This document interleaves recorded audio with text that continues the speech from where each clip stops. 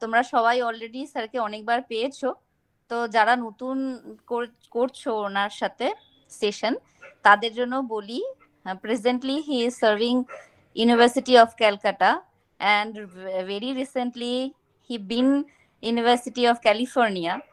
So we will have a very enlightened session ahead. ওনাকে স্বাগত জানাই। I welcome him once again in my department to deliver his lecture.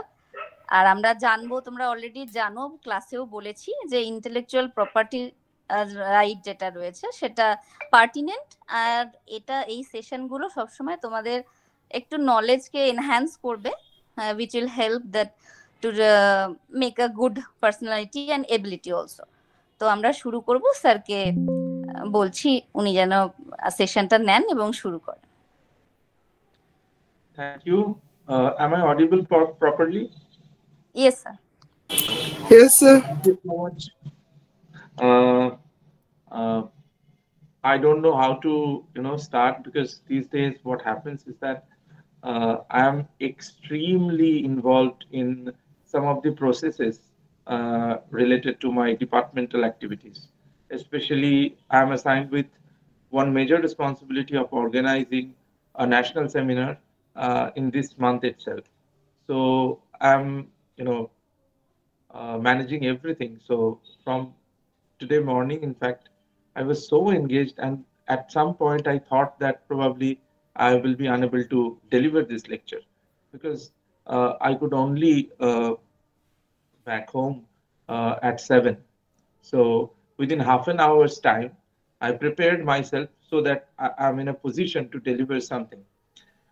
Although this topic is very close to my heart, as these days, more often than not, I generally encourage my students with regard to the innovations, with regard to startups, new ideas, etc.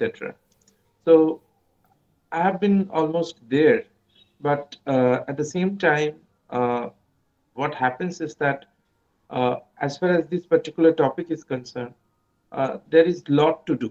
There is a lot to do in the sense that it has been discussed, and it has been included in most of the syllabi by most of the institutes. But what happens is that we still are, far away from a proper ecosystem, right, for business, innovation, and startups. So, and that we are going through a paradigm shift in this period.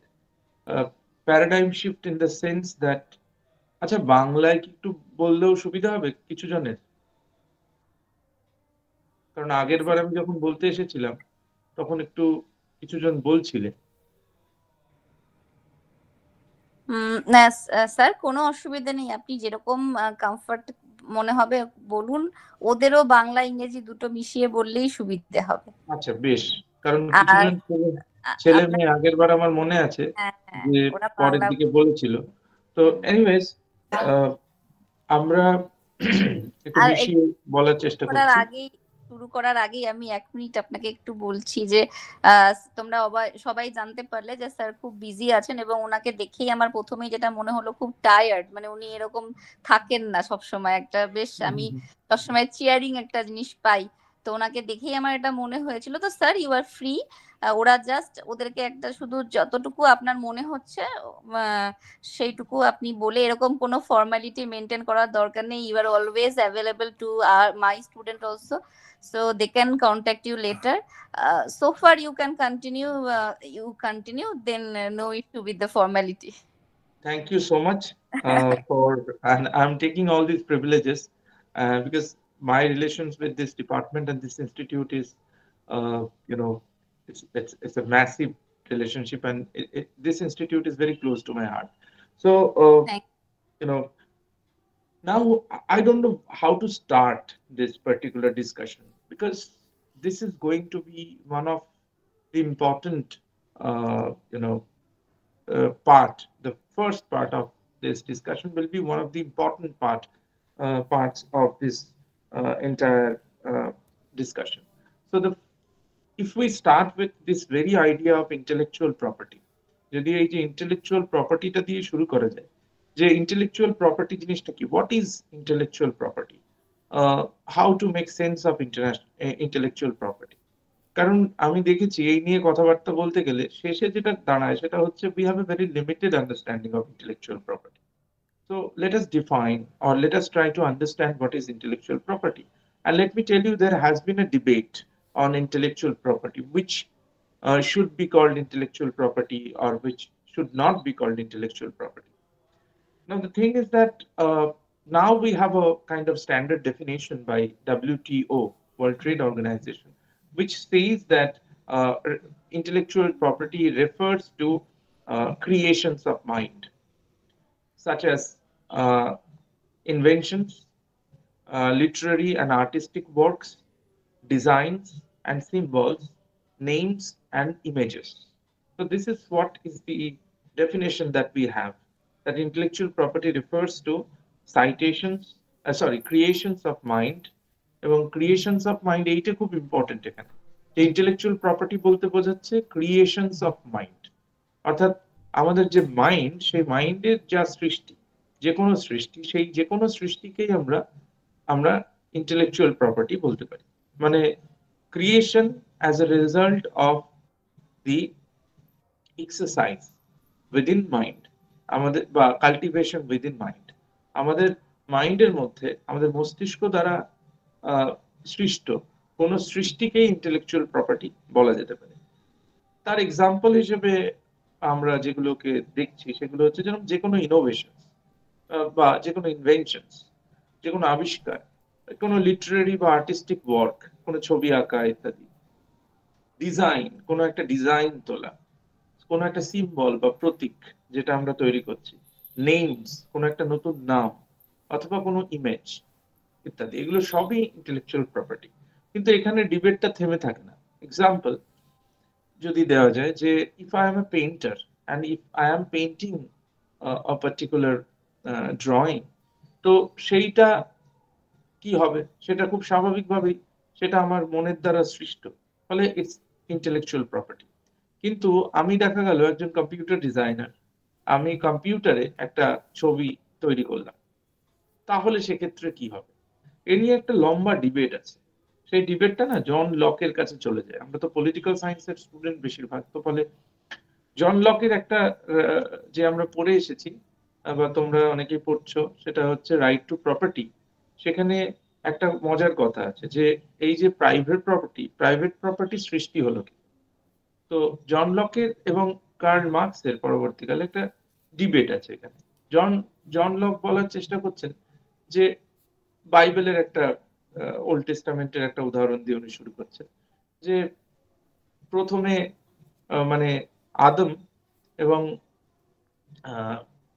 তার বংশধরদের ঈশ্বর god দিয়েছেন অধিকার কিসের, না পৃথিবীর অধিকার।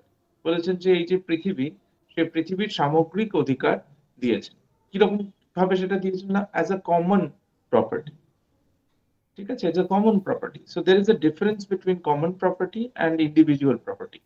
Common property হিসেবে দেওয়ার সুবিধে হচ্ছে, মানে অসুবিধেও আছে সুবিধেও আছে। অসুবিধে হচ্ছে এই যে এই প্রপার্টিটা কারোর ইন্ডিভিজুয়াল প্রপার্টি নয়, it's not an individual property, it's a common property.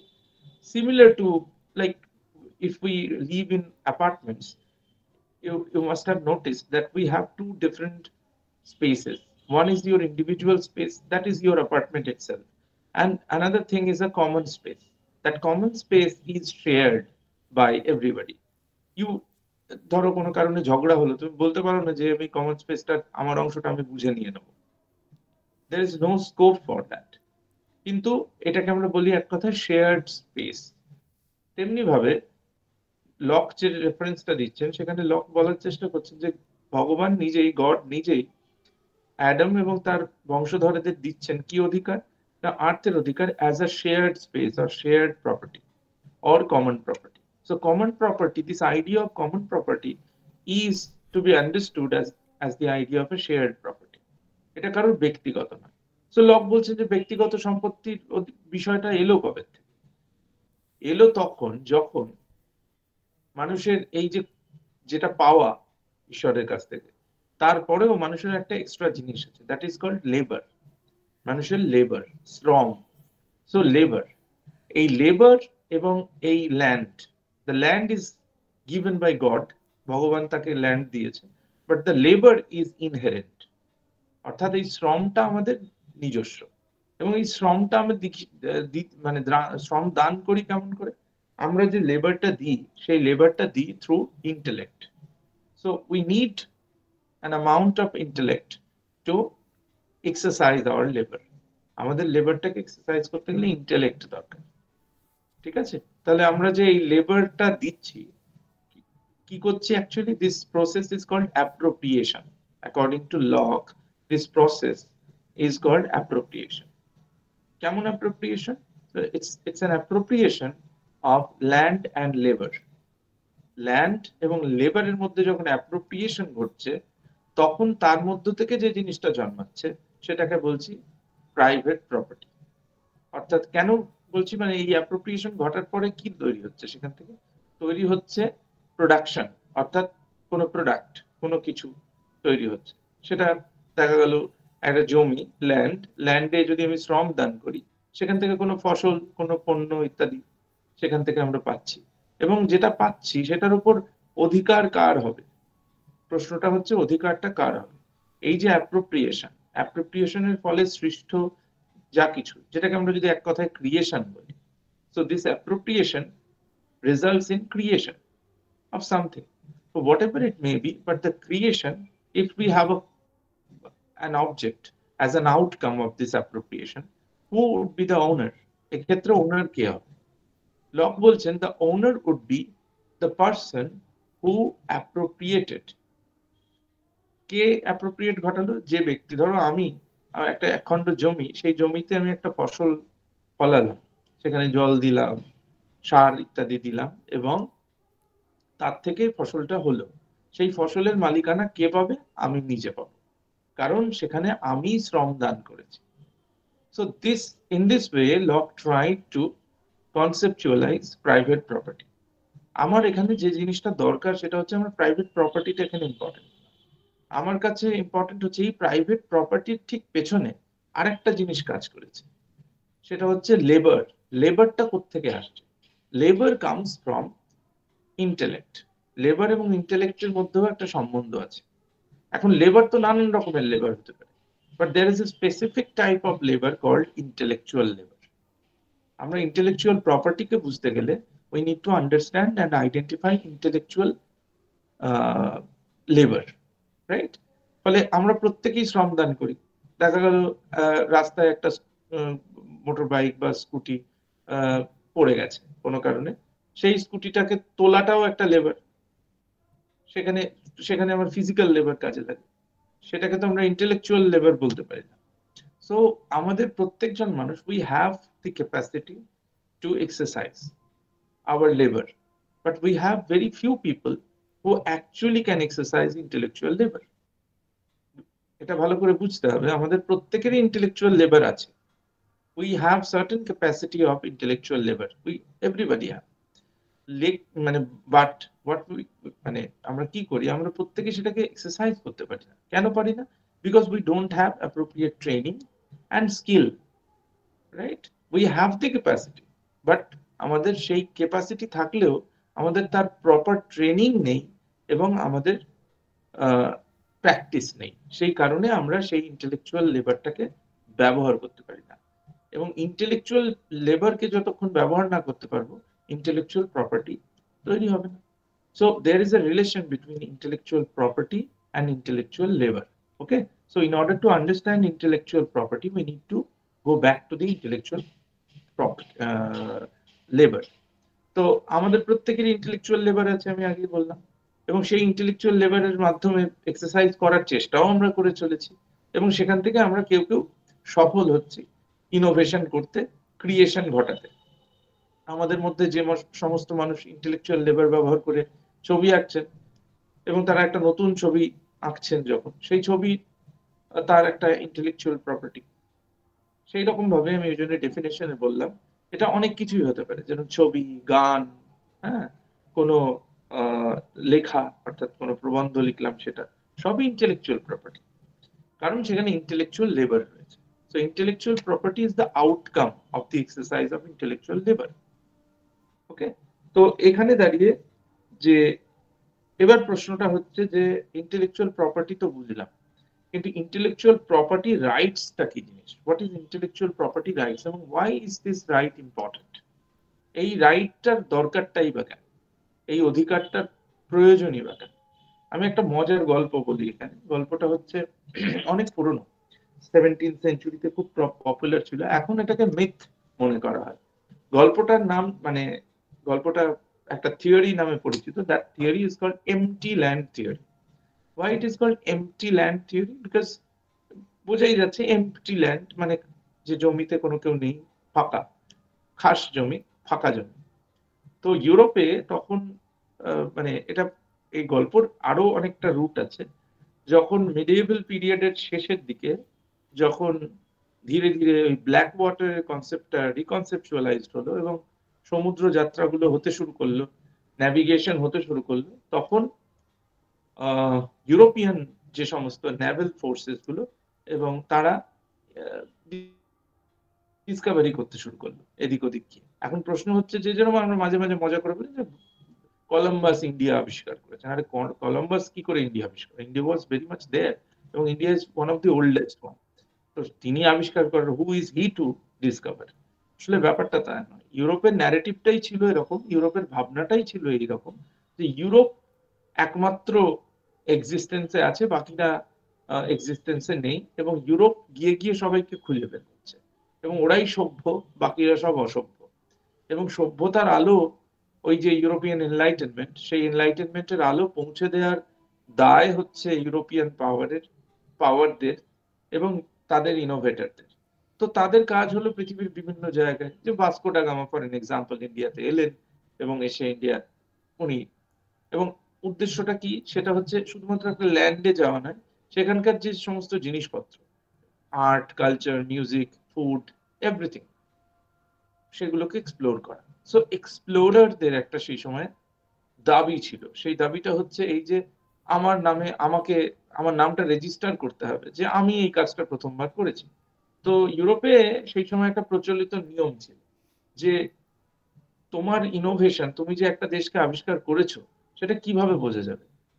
তখন ঠিক করে দেওয়া হয়েছিল এই যে, if the land which you are claiming to discover is free of white Christians, then that land should be, or that discovery, that exploration should be called new exploration or discovery.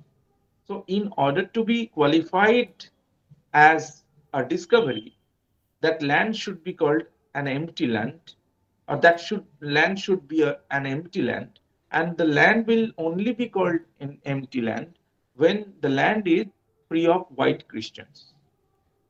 অর্থাৎ যে কোনো ল্যান্ডকে MT তখনই বলা যাবে if the land is free of white Christians. শ্বেতাঙ্গ খ্রিস্টান যদি না থাকে কেউ কোনো ল্যান্ডে, তাহলেই সেই ল্যান্ডটাকে এমটি ল্যান্ড বলা যেতে পারে বা খালি জমি বলা যেতে পারে। আর এইরকম খালি জমি যদি কেউ খুঁজে বার করে, তাহলে তাকে একজন এক্সপ্লোরার বলা যেতে পারে, বা ডিসকভারি তিনি করছেন, তার ডিসকভারিটা রেজিস্টার্ড হবে, তার নামে ব্যাপারটা পেটেন্টিং হবে, কেমন রেকর্ডেড হবে। এবার বোঝাই যাচ্ছে এই যে যেরকম আমরা ইতিহাসে কতবার উত্তর লিখে এসেছি ভাস্কো ডা গামার বিষয়ে, কলম্বাসের বিষয়ে, এই সমস্ত এক্সপ্লোরারদের নাম আমরা সবাই জানি। ইউরোপের ইতিহাস লেখাই হয়েছে এভাবে। অর্থাৎ এটাকে কি বোঝা যাচ্ছে? বোঝা যাচ্ছে এটা যে এই সমস্ত দেশগুলিতে যেখানে তারা পৌঁছলেন, সেখানে তো হোয়াইট ক্রিশ্চিয়ান ছিল না, সেই কারণে সেইগুলি ওনাদের কাছে একটা ডিসকভারি হিসেবে রেজিস্টার্ড হতে পারলো, কেমন? তো সেই থিওরিটা তো এখন আর চলে না, সেটা রিজেক্ট হয়ে গেছে। এখন যে সমস্যাটা আমাদের, সেটা আরো সাংঘাতিক, আরো মারাত্মক, এই ইন্টেলেকচুয়াল প্রপার্টি রাইটস কে কেন্দ্র করে। এবং এই ইন্টেলেকচুয়াল প্রপার্টি রাইটস কে কেন্দ্র করে নর্থ এবং south, global north and global south, এর মধ্যে চরমতর একটা দ্বন্দ্ব। we have a massive debate between global north and global south.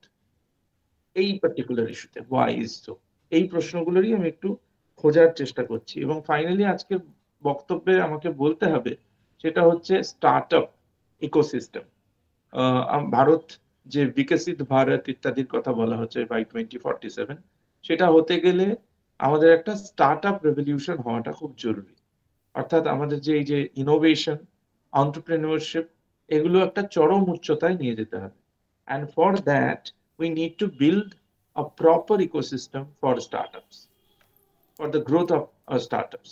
তো সেইটা হতে গেলে আমাদের এই ইন্টেলেকচুয়াল প্রপার্টি রাইটস বোঝা, তার এক্সিকিউশন, এগুলোকে বোঝা খুব খুব ইম্পর্টেন্ট।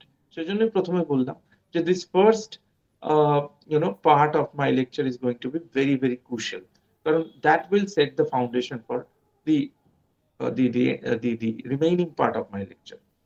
তো এখানে আমরা এবার যেটা বুঝলাম সেটা হচ্ছে যে এই যে রাইটস এর প্রশ্নটা, why the question of right, রাইটের দরকারটাই বা কেন? রাইটের দরকারটা হচ্ছে এইখানে যে আমি যখন কোনো কিছু ইনোভেট করছি, আমি আগেই বললাম যে লকের এক্সাম্পলটা দিতে গিয়ে যে আমরা যখন বলছি যে প্রাইভেট প্রপার্টি, প্রাইভেট প্রপার্টিটা কি, হোয়াট ইজ দ্যাট? এটাকে আমরা লক বলছেন right two property, right two private property. কারণ সেইটায় তুমি তোমার ব্যক্তিগত যে শ্রম, সেই শ্রম ব্যবহার করেছো। We are exercising our individual labor to achieve to that point when we have an amount of property. তো সেইটার জন্যে natural rights, right two property is a natural right, lock বলছেন।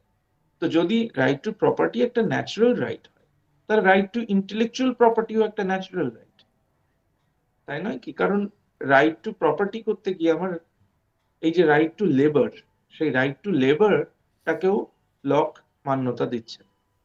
ফলে আজকে যে নিওলিবারাল সিস্টেম, সেখানে আমরা কি দেখছি? সেটা দেখছি হচ্ছে যে আমার শ্রম দেওয়ার যে ক্যাপাসিটি বা সামর্থ্য, সেটা একান্ত আমার এবং সে অধিকারও আমার। So this is our natural right to exercise our labour. Similarly আমাদের ইন্টেলেকচুয়াল লেবারও এবং আমাদের ইন্টেলেক্ট, এই দুটোই আমার natural right. whether to execute it, whether to use it, utilize it, it's our natural choice, right? আমি ইন্টেলেকচুয়াল লেবার ব্যবহার করব কি করব না, it's my natural choice, therefore it becomes a natural right. তো আজকে এই নিয়ে কথাবার্তা শুরু হয়েছে চারিদিকে যে whether intellectual property right should also be considered as a natural right, ঠিক আছে? প্রাকৃতিক অধিকার, যেরকম লক 3 ধরনের প্রাকৃতিক অধিকারের কথা বলছেন, এবং সেই জন্য একদল চিন্তাবিদ মনে করছেন যে intellectual property right is a part of right two property. মানে এটা রাইট টু প্রপার্টি থেকে কোনো সেপারেট বস্তু নয়, ইট is a part and parcel of right two property. তো সে যাই হোক, এই যে ইন্টেলেকচুয়াল প্রপার্টি রাইট, সেটা নিয়ে যদি আমরা কথাবার্তা আগে এগোতে চাই, তাহলে আমাদের দেখতে হবে যে ইন্টেলেকচুয়াল প্রপার্টি রাইট কি রকম ধরনের হতে পারে। কারণ ইন্টেলেকচুয়াল প্রপার্টি রাইট মোটামুটি 6 ধরনের হতে পারে। There are 6 different types of intellectual property rights. Number 1 is copyright. And আমাদের যারা একাডেমিক্সে আছি, তাদের কাছে এই কপিরাইটের প্রসঙ্গটা বারবার ঘুরে ফিরে আসে। মানে invariably there are cases of copyright and copyright violation. কারণ মানে আমাদের কাজই ন্যাচারালি, অর্গানিক্যালি বলা যেতে পারে, we are involved in writing. So invariably we write, আমরা যেখানে সেখানে লিখছি, জার্নালস, বুকস, হ্যাঁ, ফলে বা কোথাও প্রেজেন্টেশন দিচ্ছি, যেমন করে আজকে প্রেজেন্টেশনটা দিচ্ছি। যেরকম আমি একটা এক্সাম্পল দিচ্ছি, সেরকম মজার একটা ব্যাপারটা হবে, কিন্তু এটা কাউকে অ্যাকিউজ করছে না, কিন্তু একটা এক্সাম্পল দিচ্ছি। সেটা হচ্ছে কিছুদিন আগে আমি 1 বছর মতো আগে এখানেই আমি বক্তৃতা দিতে এসেছিলাম, এবং তারপর পরে আমার একটা অন্য একটা বক্তৃতা ছিল, সেখানে আমি একটা বক্তৃতা দিয়েছিলাম কিছু পোস্ট ট্রুথ ইত্যাদি এই সমস্ত বিষয়, যতদূর আমার মনে আছে। তার কয়েকদিন পর, 1 মাস পরে আমার একজন ছাত্র আমাকে ফোন করে বলল, অন্য একজন আপনার ওই বক্তৃতাটা হুবহু একই রকম বলে দিয়েছে কোনো একটি জায়গায় গিয়ে, এবং এটা একেবারে সত্যি কথা। তো আমি শুনলাম, এবং আমার বক্তৃতাটা রেকর্ডেড হয়েছিল, এটা একটা। তাহলে এইটাকে কি বলা যায়? এটাও কপিরাইট ভায়োলেশনই, কারণ আমি যেখানে বক্তৃতাটা দিয়েছিলাম সেই বক্তৃতাটা এরকমই একটা সরকারি প্রতিষ্ঠানে বক্তৃতাটা দিয়েছিলাম। আরেকটি ঘটনা, যেরকম এগুলো আমার নিজের এক্সপিরিয়েন্স বলছি। আমি তখন চাকরিতে সদ্য এসেছি, তখন আমি আম্বেদকরের একটা মানে নেশন বিল্ডিং এর আইডিয়ার উপরে একটা বক্তৃতা দিয়েছিলাম। পরে দেখলাম একজন, এবং সেই বক্তৃতাটা আমি একটু ডিসকাসও করেছিলাম যে আমি কিভাবে ভাবছি, এবং আমি একজন দেখলাম পরে সেই বক্তৃতাটা একটা জায়গায় ছেপে দিয়েছে, মানে অর্থাৎ একটা জার্নালে বেরিয়েছে, এবং ওই বিষয়টা আমি লিখছিলাম, কিন্তু সেই লেখাটা আমি তারপর বন্ধ করে দিলাম, কারণ ওই আইডিয়াটা অলরেডি সেখান থেকে চুরি গেছে। তো এটাও একটা মানে ভায়োলেশন, কিন্তু এই ভায়োলেশনটা আমি ক্লেম করতে পারবো। তার কারণ হচ্ছে যে আমি যখন বক্তৃতাটা দিলাম সেই বক্তৃতাটা রেকর্ডেড হলো কিনা, এবং বক্তৃতাটা রেকর্ডেড যখন হলো বা হলো না, সেক্ষেত্রে সেটা কি কপিরাইটের দ্বারা প্রোটেক্টেড হলো কি প্রোটেক্টেড হলো না, এটা কতগুলো প্রশ্ন থাকছে। ফলে কপিরাইট প্রোটেক্টেড করতে গেলে, মানে কপিরাইটের যে অধিকার সেইটা এনজয় করতে গেলে, it should also be protected. প্রথম দেখতে হবে যে weather it is within this within the parameters of protection of intellectual property rights. ফলে intellectual property right নিয়ে কথা বলতে গেলে মাথায় রাখতে হবে how to protect in your own intellectual property, right?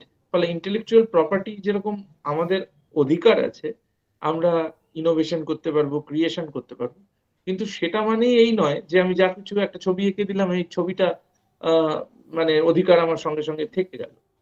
আমাদের দেখতে হবে যে এটাকে how to protect it organically. It will not be organically protected even if it is a natural right. ধরো আমি যেরকম ক্লেম করলাম যে it should be a natural right, যদি আমরা চিৎকার করেও বলি যে it is a natural right, still it will have to be protected. এটা এমন নয় যে এটা একেবারে ঈশ্বর এসে ওপর থেকে প্রোটেক্ট করে দেবেন, তা তো নয়।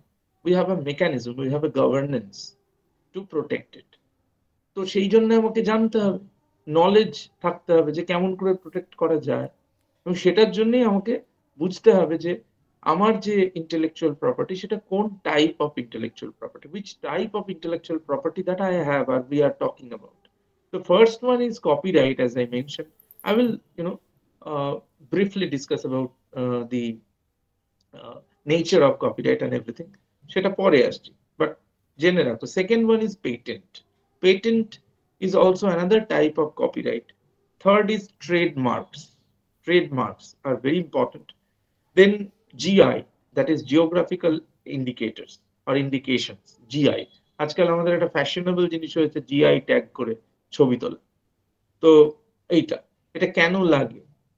এটার লাগার একটা কারণ আছে।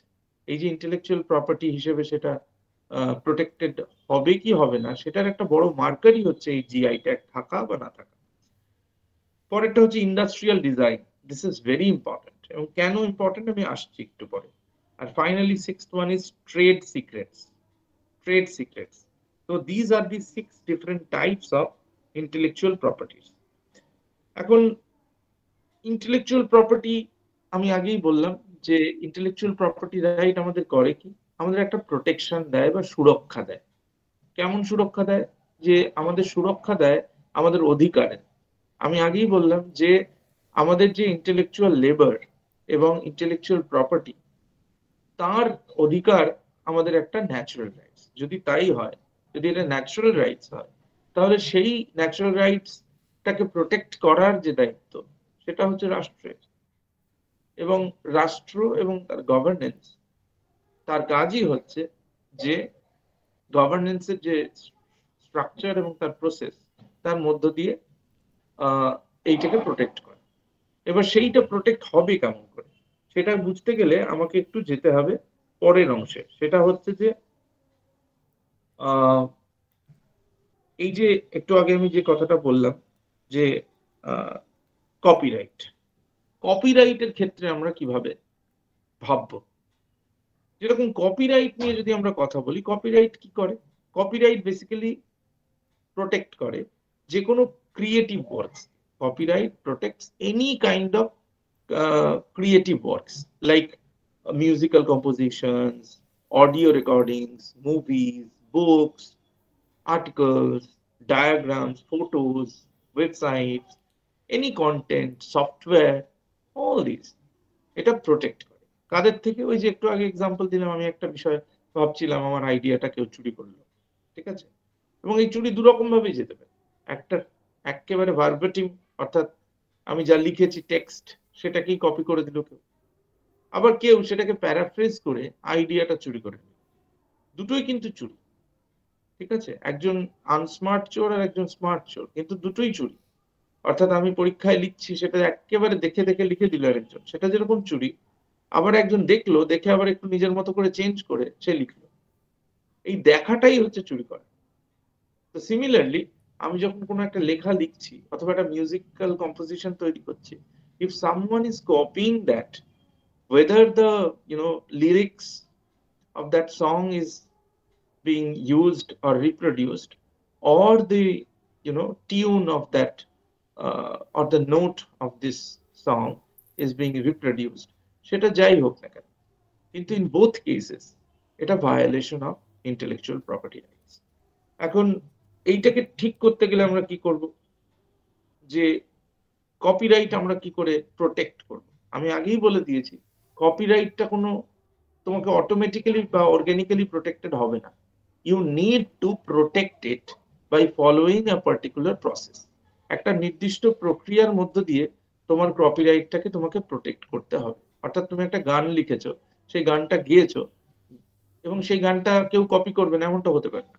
তোমারটা দেখে সে তার নিজের নামে চালিয়েও দিতে পারে, কিন্তু সেটা আটকানোর একটা ব্যবস্থাপনা আছে। We have a protection mechanism, protective mechanism, that protective mechanism that we need to understand. এবং as an author or inventor or creator আমাদের কাজ কি হবে? আমাদের কাজ হবে, যেরকম আমরা আজকাল জানি যারা ইউটিউব চ্যানেল আছে আমাদের, সেই ইউটিউব চ্যানেল যাদের আছে তাদের যে কন্টেন্ট গুলো, সেই কন্টেন্ট গুলো জেনুইন হতে হবে।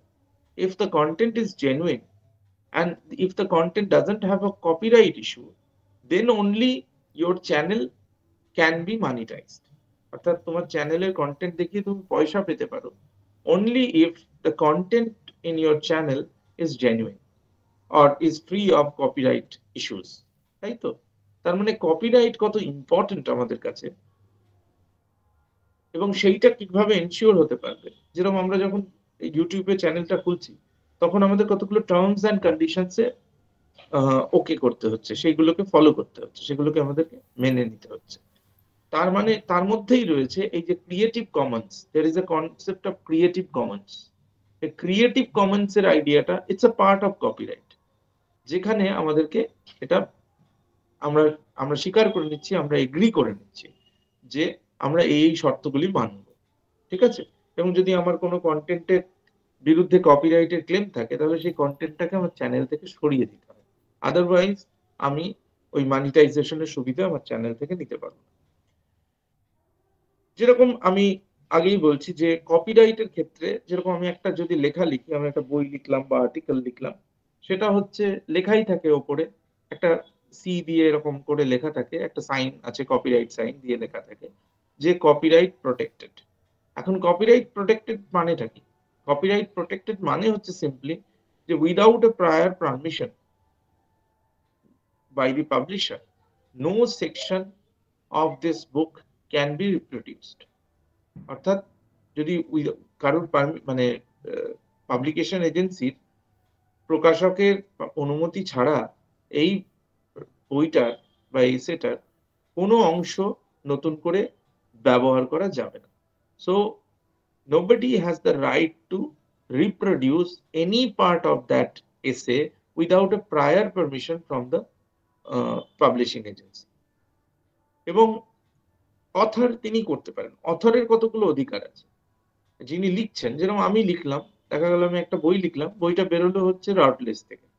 এখন রাটলেজের কতগুলো অধিকার আছে? কতগুলো অধিকার আমার নিজের আছে।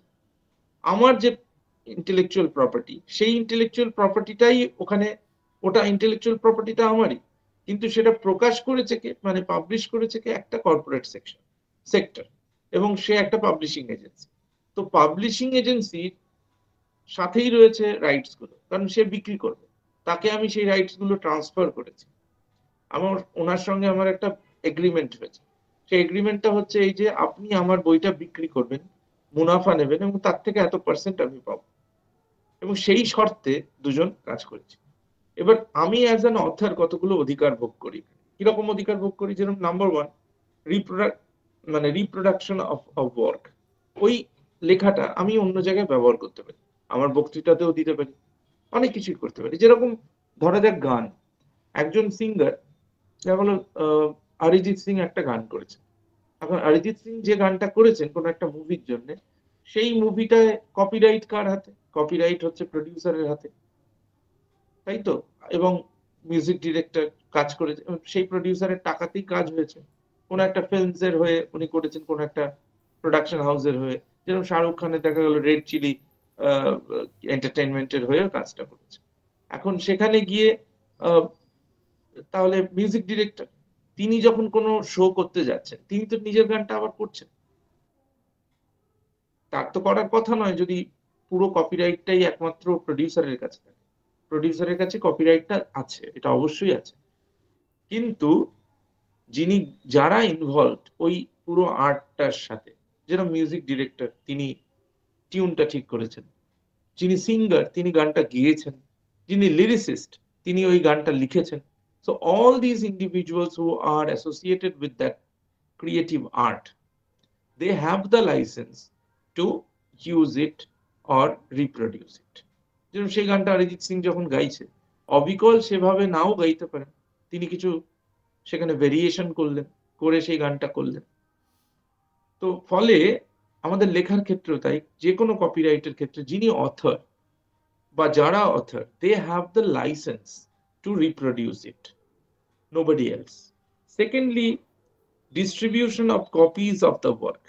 যে কাজটা হয়েছে সেটা বই যদি হয়, তার কপিগুলোকে তিনি ডিস্ট্রিবিউট করতে পারেন, তাতে অসুবিধা নেই। Public performance of the work, একটু আগে যে এক্সাম্পলটা দিলাম, যিনি সিঙ্গার গান করেছেন, তিনি ইচ্ছে করলে স্টেজে সেই গানটা গেয়ে বেড়াতে পারেন এবং টাকা ইনকাম করতে পারেন। আজকাল তো তাই হয়, একটা রিয়ালিটি শোতে কেউ গেল এবং সেখানে গিয়ে একটা দুটো গান করলো, কোনো একটা ফিল্মে একটা গান করলো, তারপর সে স্টেজ পারফরমেন্স করে বেড়ায়, তাতে তার কোনো অসুবিধা হবে না। তারপর একটা ব্রডকাস্টিং অফ দ্য ওয়ার্ক, তিনি ব্রডকাস্ট করতে পারেন কাজটা নিয়ে, অর্থাৎ কোথাও প্রেজেন্টেশন দিতে পারে। Communicating the work to public by wire or wireless means, যেরকম আমি করছি। আমার আজকের লেকচারটার একটা ছোট্ট অংশ দেখা গেল কোথাও আমি আগেই পাবলিশ করেছি, কিন্তু আমি সেই অংশটা আবার তোমাদের সামনে বলছি, সেটা আমার অধিকারের মধ্যে পড়ে। এবং commercial rental of the work, সেটা অবশ্য আমাদের এই বই বা গানের যে আলোচনা তার সঙ্গে রিলেটেড নয়, কিন্তু এটা একটা পার্ট অবশ্য। তাহলে আমরা দেখলাম কপিরাইটের সঙ্গে এই জিনিসগুলো ওতপ্রোতভাবে জড়িত। আমরা কপিরাইট কেমন করে পেতে পারি? প্রথম কথা হচ্ছে, কপিরাইট আমি আগেই বললাম, ওটা অর্গানিক্যালি আমার কপিরাইট হয় না। আমি চাইলাম একটা আর্ট তৈরি করলাম, আমার সঙ্গে সঙ্গে সেটা কপিরাইট প্রোটেক্টেড হয়ে গেল, এমন না। You have to apply and there is a particular process through which your copyright will be protected. তো প্রথম কথা হচ্ছে যে কপিরাইটটাকে আমরা কিভাবে করব, সেটা হচ্ছে যে ইন্ডিয়াতে প্রত্যেকটা দেশের নিজস্ব কতগুলো নিয়ম আছে, সেই নিয়ম অনুযায়ী আমাকে কপিরাইটের জন্য অ্যাপ্লাই করতে হবে। ভারতে আমরা কপিরাইটের জন্য কেমন করে করব? প্রথম যেটা নির্ণায়ক বিষয় সেটা হচ্ছে যে whether I am eligible for copyright registration, whether my art, my craft or my creation is eligible for copyright registration.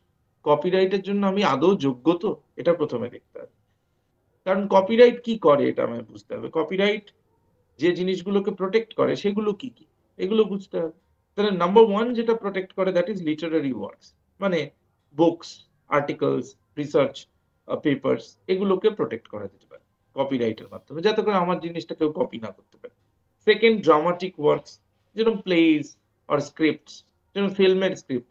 দেখা গেল আমি একটা ফিল্মের স্ক্রিপ্ট তৈরি করেছি, করে অনেক প্রডিউসারকে আমি অ্যাপ্রোচ করছি, প্রডিউসার তো টুকে দিতে পারেন পুরো ব্যাপারটা। তো আমি যদি সেই জিনিসটাকে আগে থেকে কপিরাইট প্রোটেক্ট করে তারপরে আমি প্রডিউসারের কাছে যাই, প্রডিউসার ইচ্ছে করলে সেটা টুকে দিতে পারবেন না, তাই না? তাহলে কারণ তার বিরুদ্ধে আমি কেস করতে পারবো তখন। দেন এটা প্রায়শই হয়, বিভিন্ন সিনেমার ক্ষেত্রে দেখা যায় অমুক কেস করে বসে থাকে যে এই স্ক্রিপ্টটা তো আমিই লিখেছিলাম আগে। Then third thing is musical works, যেটা একটু আগে অনেকবার কথা বললাম, যে lyrics, compositions, recordings etcetera. Then artistic works, যেরকম paintings, sculptures, graphics, photographies. Then cinematographic films and sound recordings. Then software and computer programs. All these can be protected by Copyright Act. ভারতে যেরকম লাগু আছে। তাহলে কোনগুলো করা যায় না? যেরকম যায় বললাম, সেরকম কিছু there are few things which cannot be protected. যেরকম নাম্বার 1 হচ্ছে ideas, concepts, titles, slogans, procedures, facts, and government works. সরকারের যে কোনো কাজ সেগুলো কপিরাইট করা যায়। It is open to all. Any government document is free for all. আমরা যে কোনো কেউ অ্যাক্সেস করতে পারি এবং সেগুলোকে ব্যবহার করতে পারি আমাদের লেখাপত্রের মধ্যে। সেগুলোকে আমরা রেফারেন্স হিসেবে ইউজ করতে পারি। These cannot be protected under Copyright Act. Second, যে বাকিগুলো তো বললাম আইডিয়াস আর কনসেপ্টস। একটু আগে আমি এক্সাম্পল দিলাম যে আমার একটা আইডিয়া ছিল আম্বেদকর নিয়ে, দেখলাম পরে ওটা নিয়ে লেখা বেরিয়ে গেছে। তার মানে আমি এটা ক্লেম করতে পারি না যে আমার ভাই এই আইডিয়াটা আমারই ছিল। এখন যিনি লিখে ছাপিয়ে দিয়েছেন তারই আইডিয়াটা। তার কারণ হচ্ছে that was just mere an idea. কেউ বলতে পারে এটা একটা কোইন্সিডেন্স ছিল, আরেকজন এইভাবেই ভেবেছে, আপনিও এইভাবেই ভেবেছেন।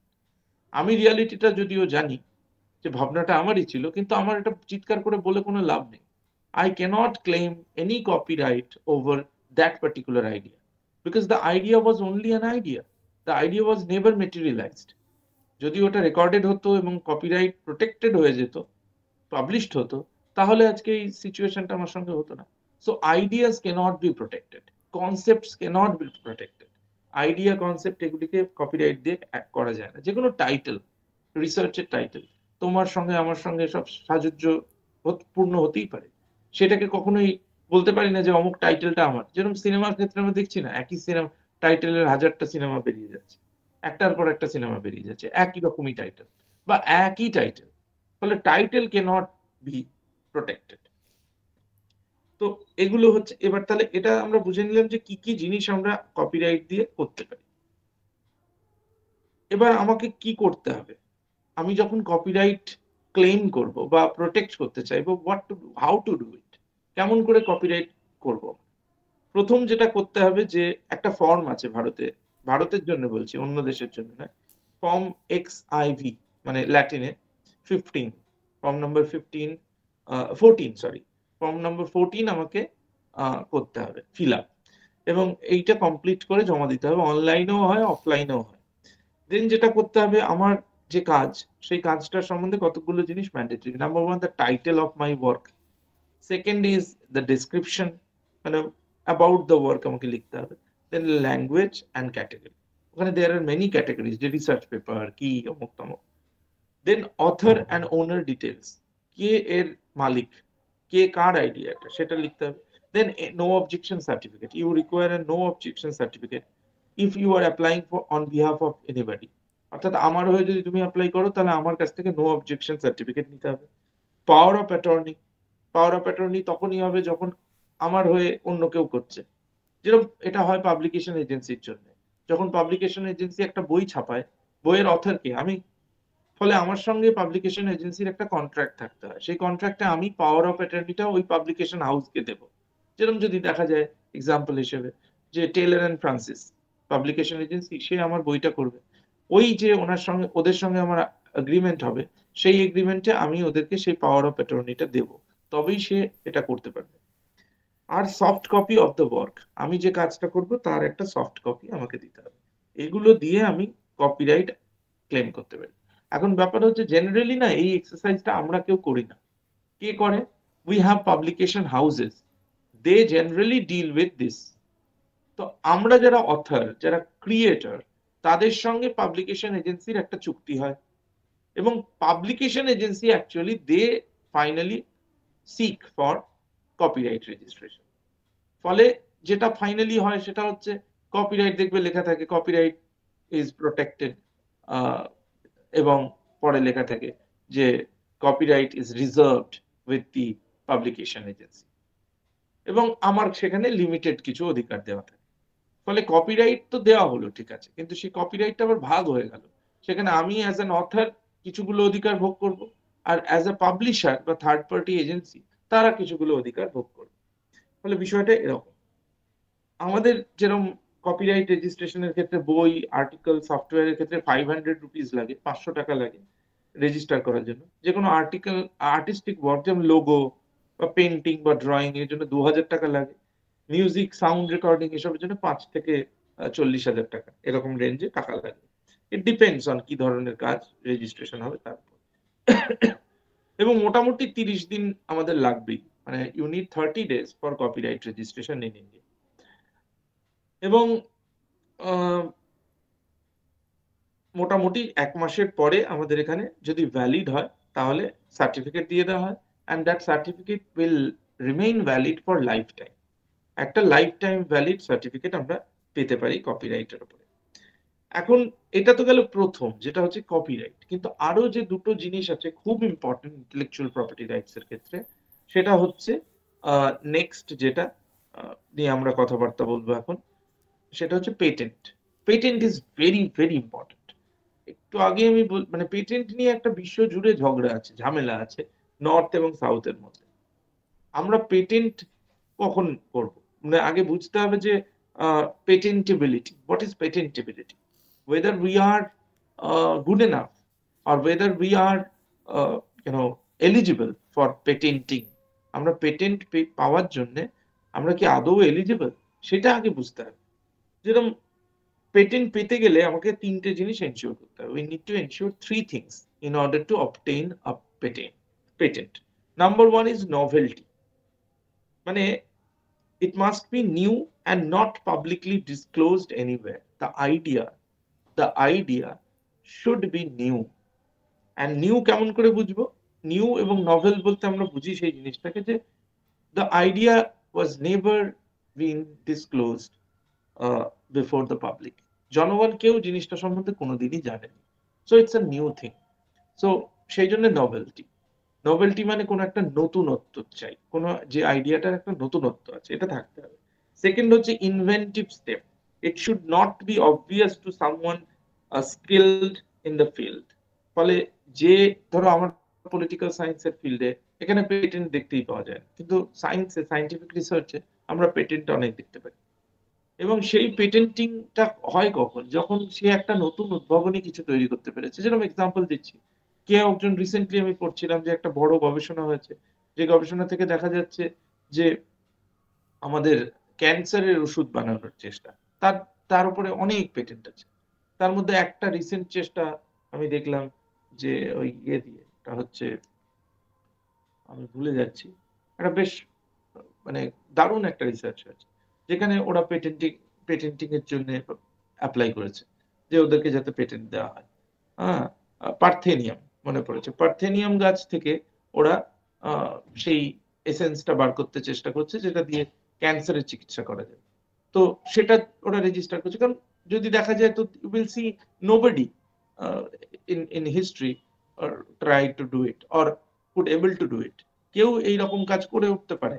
ফলে এই গবেষণার মধ্যে দিয়ে দেখা যাচ্ছে যে তারা প্রথমবার এই ইনোভেশনটা করছে, ফলে তারা they are eligible for patenting. Third যে জিনিসটা সেটা হচ্ছে ইন্ডাস্ট্রিয়াল অ্যাপ্লিকেবিলিটি। ইন্ডাস্ট্রিয়াল অ্যাপ্লিকেবিলিটি বলতে বোঝায় আমি একটা দেখা গেলো এমন আইডিয়া বানালাম সেটা ইন্ডাস্ট্রিয়ালি অ্যাপ্লিকেবল নয়, অর্থাৎ ওটা লার্জ স্কেলে প্রডিউসও করা যাবে না, মানুষের মঙ্গলও হবে না। আমি আমার জন্য ব্যক্তিগতভাবে একটা কিছু বানিয়ে বসে থাকলাম এবং সেটা কোনোদিনই মাস প্রোডাকশন সম্ভব নয় বা ইন্ডাস্ট্রিয়াল প্রোডাকশন সম্ভব নয়। In that case I will never be eligible for patenting. Patenting এর এই 3টে শর্ত আছে। So first one is novelty, second one is inventive, and third one is industrial applicability. এবং যেরকম mathematical methods, laws of nature বা any abstract theories or traditional knowledge cannot be patented. These are not patentable. এইগুলোকে কোনো ম্যাথের theory, ম্যাথমেটিক্সের theory বা lodge of nature, এগুলোর patent হয় না, এগুলোকে পেটেন্ট করা অসম্ভব ব্যাপার। বা সোশ্যাল সায়েন্সের ক্ষেত্রে আমাদের যে থিওরাইজেশন, আইডিয়াস, ভ্যালিউস, এগুলি কোনো পেটেন্ট হয় না, কারণ এগুলো এলিজিবিলিটি আসবেই না এই তিনটে ক্রাইটেরিয়াতে, যে তিনটে ক্রাইটেরিয়া আমি বললাম। ফলে এটা গেল পেটেন্ট। এবং পেটেন্টের ক্ষেত্রে পেটেন্ট পেতে গেলে কতগুলো জিনিস আছে যে আমাদের বুঝতে হবে যে আমরা পেটেন্টের তিনটে ধরনের জিনিস আছে ভারতে। একটা হচ্ছে যে পেটেন্ট অ্যাপ্লাই করার আগে আমাকে বুঝতে হবে যে আদৌ সেই ধরনের পেটেন্ট আগে থেকেই আছে কিনা। If there is similar kind of patent already in existence, then I cannot get a new patent. আমি পেটেন্ট পাবো তখনই ইফ ওই ধরনের কোনো পেটেন্ট আগে কোনোদিন ছিল না। এবং সেইটার জন্য তিনটে ডেটাবেস আছে। We have 3 different databases in India. Number 1 হচ্ছে Indian patent database. Indian patent database আমরা যদি গুগলে সার্চ করি আমরা পেয়ে যাব। সো এখানে আমরা সার্চ করে দেখতে পারি যে আমি যে ধরনের পেটেন্ট চাইছি সেই পেটেন্ট অলরেডি আগের থেকেই আছে কিনা। If it is already there, I cannot get it. Second আছে Wipro Patent Scope বলে, Wipro কোম্পানি আছে, সেই Wipro company Wipro Patent Scope বলে একটা ওয়েবসাইট আছে, সেখানে গিয়ে আমরা সার্চ করতে পারি। থার্ড হচ্ছে গুগল পেটেন্টস। গুগল পেটেন্টসে গিয়েও আমরা দেখতে পারি যে আমি যে পেটেন্টটা চাইছি সিমিলার কাইন্ড অফ পেটেন্ট আগের থেকে আছে। If it is already in existence, I cannot get it. তো পেটেন্ট পেতে গেলে এই জিনিসগুলো আমাকে করতে হয়। পেটেন্ট অ্যাপ্লাই করতে গেলে আমাদের যেটা করতে হয়, একটা হচ্ছে অ্যাপ্লিকেশন অনলাইন করা যায় এবং কতগুলো জিনিস সেখানে লাগে, যেরকম title, field of invention, background, summary of invention, detail description, claims, আমি কি ক্লেম করছি, এবং ড্রয়িং যদি ওই পেটেন্টের কোনো ড্রয়িং থাকে। এবং জেনারেলি এর একটা ফিজও আছে, খুব বেশি নয়, এই 2000 থেকে 8,000 টাকার মধ্যে। ছোট কোম্পানি যদি হয় মানে ইন্ডিভিজুয়াল লেভেলে 1600 টাকা মতো পড়ে। স্মল আরো মানে স্মল যে কোনো কোম্পানি যদি হয় তাহলে 4000 টাকা মতো পড়ে। লার্জ কোম্পানির ক্ষেত্রে 8000 রুপিস মতো পড়ে। এবং এই হচ্ছে পেটেন্টের একটা গল্প। তাছাড়া থার্ড একটা জিনিস আছে কপিরাইটের, যেটা খুব ইম্পর্টেন্ট। 6টা তো আছেই, কিন্তু তার মধ্যে আমি আরেকটা মেজর, যেটা হচ্ছে trademark. What is trademark? Trademark is very important. সেটা হচ্ছে যে আমরা ট্রেডমার্ক কিভাবে ইউজ করি সেটা বোঝা খুব জরুরি। ট্রেডমার্ক পেতে গেলে আমাকে 3টে জিনিস মাথায় রাখতে হবে। সেটা হচ্ছে মানে প্রথমে যেটা মনে রাখতে হবে সেটা 1999 এর একটা অ্যাক্ট আছে ইন্ডিয়াতে, সেটার নাম হচ্ছে ট্রেডমার্ক অ্যাক্ট অফ 1999। এই ট্রেডমার্ক অ্যাক্টে আমাদের পেটেন্ট, ডিজাইন এবং ট্রেডমার্ক সম্বন্ধে বলা হয়েছে। তো ভারতে ট্রেডমার্ক পেতে গেলে 3টে জিনিস দেখা হয়ে থাকে। নাম্বার 1 হচ্ছে ইউনিক অর নট জেনেটিক, অর্থাৎ ডিস্টিংটিভ হতে হবে। সেকেন্ড হচ্ছে মানে নট কনফিউজিংলি সিমিলার, যেটাকে বলা যেতে পারে নট কনফিউজিংলি সিমিলার, মানে it should not be identical or similar to existing trademark. Third হচ্ছে নন প্রহিবিটেড। এই ক্ষেত্রে আমাদের কি করতে হবে? We should avoid marks that are offensive, descriptive or misleading. Trademark কেমন হয়? আমরা প্রত্যেকটা কোম্পানি জানি যে ট্রেডমার্ক থাকে, লোগো। সেইখানে এগুলোকে তৈরি করতে গেলে আমাকে এই 3টে জিনিস, বা সেগুলোকে রেজিস্টার করতে গেলে আমাকে এই 3টে জিনিস করতে হবে। ঠিক আছে? তো ফলে আমাকে প্রথমে এটা ইউনিক হতে হবে, কারোর সঙ্গে মিললে চলবে না। সেকেন্ডলি হচ্ছে যাতে অন্য একটা লোগোর সঙ্গে বা অন্য একটা ট্রেডমার্কের সঙ্গে এটা মানুষ গুলিয়ে না ফেলে, সেটা একটা জিনিস মাথায় রাখতে হবে। যেরকম রিসেন্টলি আমরা দেখেছি যে মাহিন্দ্রা কোম্পানি, তারা একটা নতুন ট্রেডমার্ক তৈরি করেছে গাড়িতে যেটা ব্যবহার হচ্ছে। টাটা, সে একটা নতুন ট্রেডমার্ক তৈরি করেছে। ঠিক আছে? ফলে এক একটা কোম্পানি এরকম নতুন নতুন ট্রেডমার্ক পুরোনোর থেকে নতুন জায়গায় আসছে। কিন্তু প্রত্যেক ক্ষেত্রে তাকে মাথায় রাখতে হচ্ছে যে সেই ট্রেডমার্কটা যেন অন্যের সঙ্গে মিলে না যায়। যেরকম আমি একটা এক্সাম্পল দিচ্ছি, মাহিন্দ্রা কোম্পানি রিসেন্টলি একটা গাড়ি লঞ্চ করেছিল, এসইউভি ভেহিকল, এবং সেটা মানে বিমানে যেরকম এয়ারক্রাফটে যেরকম ফেসিলিটিস থাকে সেরকম, এবং সেটা মাহিন্দ্রা 6E গাড়ির মডেলের নাম ছিল। কিন্তু এই 6E নিয়ে সাংঘাতিক ঝামেলা বাঁধলো। কেন? আমরা যারা এয়ার ট্রাভেল করি আমরা প্রত্যেকে মনে থাকবে, ইন্ডিগো যে বিমান, তাদের কোড হচ্ছে 6E। তো ইন্ডিগোর এবং ওদের যে ম্যাগাজিনটা ইন্ডিগোতে দেয় সেটার নামই হ্যালো 6E। এই যে 6E, সেটা নিয়ে ঝগড়া বেঁধে গেল। ইন্ডিগো কেস ফাইল করলো, করে বলল যে আমাদের তো ট্রেডমার্ক হচ্ছে 6E, so how can a company, car manufacturer, use same kind of trademark 6E? ফলে গাড়ির মডেলটায় ওই 6E টা সরাতে বাধ্য হলো মাহিন্দ্রা। ফলে ওই জন্যই বলছি যে ট্রেডমার্কও খুব ইম্পর্টেন্ট, আমরা যেন মিলে না যাই। কিন্তু আমরা জেনারেলি তো ভারতে কি হয়, আমরা এইসব বিষয়ে didn't have a governance to govern all this issues. সেই জন্য কি হচ্ছে, আমরা লোকালের ক্ষেত্রে দেখবে একই নামে 5টা দোকান আছে, আমরা গুলিয়ে ফেলি, কারণ আমরা তো কপিরাইট অ্যাক্টের ধার ধারি না। একই নামে 5 রকমের দোকান চলতে পারে এবং নাম নিয়ে আমরা অতটা ভাবিই না, কিন্তু all these are very important issues. তো যেরকম কতগুলো জিনিস এখানে খুব ইম্পর্টেন্ট ট্রেডমার্কের ক্ষেত্রে। ট্রেডমার্ক শুধুমাত্র লোগো নয়, দেয়ার আর আদার থিংস, অনেকগুলো জিনিস। মোটামুটি 5টা জিনিস আমি বলছি যেগুলো ট্রেডমার্কের মধ্যে পড়ে। নাম্বার 1 হচ্ছে ওয়ার্ড মার্ক, যেরকম একটু আগে আমি বললাম 6E ইন্ডিগোর ক্ষেত্রে, this is called word mark. Second হচ্ছে লোগো বা ডিভাইস মার্ক, যেটাকে বলা হয় লোগো। প্রত্যেকটা কোম্পানির লোগো থাকে, ইউনিভার্সিটি কলেজের লোগো থাকে। ট্যাগ লাইন, যেরকম করলো দুনিয়া মুঠি মে, let's do it, dil mange more, right? Just do it, all these are trademarks. Khelo India, so these are these are taglines. এই ট্যাগলাইন গুলো কপি করা যায় না। একটা কোম্পানির ট্যাগলাইন, ওই যে এপাং ওপাং ঝপাং একটা সময় খুব চলেছিল, বা stronger, taller, stronger, sharper, all these are taglines. এগুলোকে কেউ যদি টুকে দেয় সেটা করা যায় না, ঠিক আছে? তো তার এগেইনস্টে কেউ বলতে পারে, ঠিক আছে? যেরকম একটা সিনেমার একটা গানে ব্যবহার করা হয়েছিল একটা বিশেষ মানে অ্যাডভার্টাইজমেন্টের অংশ, সেটা নিয়ে তার বিরুদ্ধে পর্যন্ত কেস হয়েছিল। সাউন্ড মার্ক, যেরকম নোকিয়া কোম্পানির একটা টিউন ছিল, আইফোন তার একটা নির্দিষ্ট টিউন আছে, এগুলোকে সাউন্ড মার্ক বলা হয়। এই সাউন্ড মার্কও কপি করা যায় না। আইফোনের রিংটোনটা শুনলেই বোঝা যায় এটা একটা আইফোন বাজছে। শেপ মার্ক, যেরকম কোকা কোলার বটল আমরা যদি লক্ষ্য করে দেখি, বা পেপসির বটল গুলো যদি দেখি, 7 আপ ইত্যাদি, সেই বটলের একটা পার্টিকুলার শেপ আছে, সেই শেপটাকে কপি করা লিগালি নিষিদ্ধ।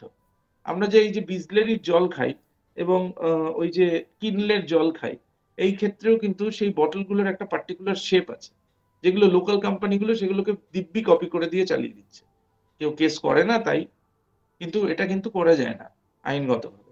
তাহলে আমি বললাম ওয়ার্ড মার্ক, লোগো বা device mark, tagline, sound mark এবং শেপ, এগুলি সবই কিন্তু পরে হচ্ছে এই এর মধ্যে, অর্থাৎ আমাদের যে ট্রেডমার্কের মধ্যে পড়ে।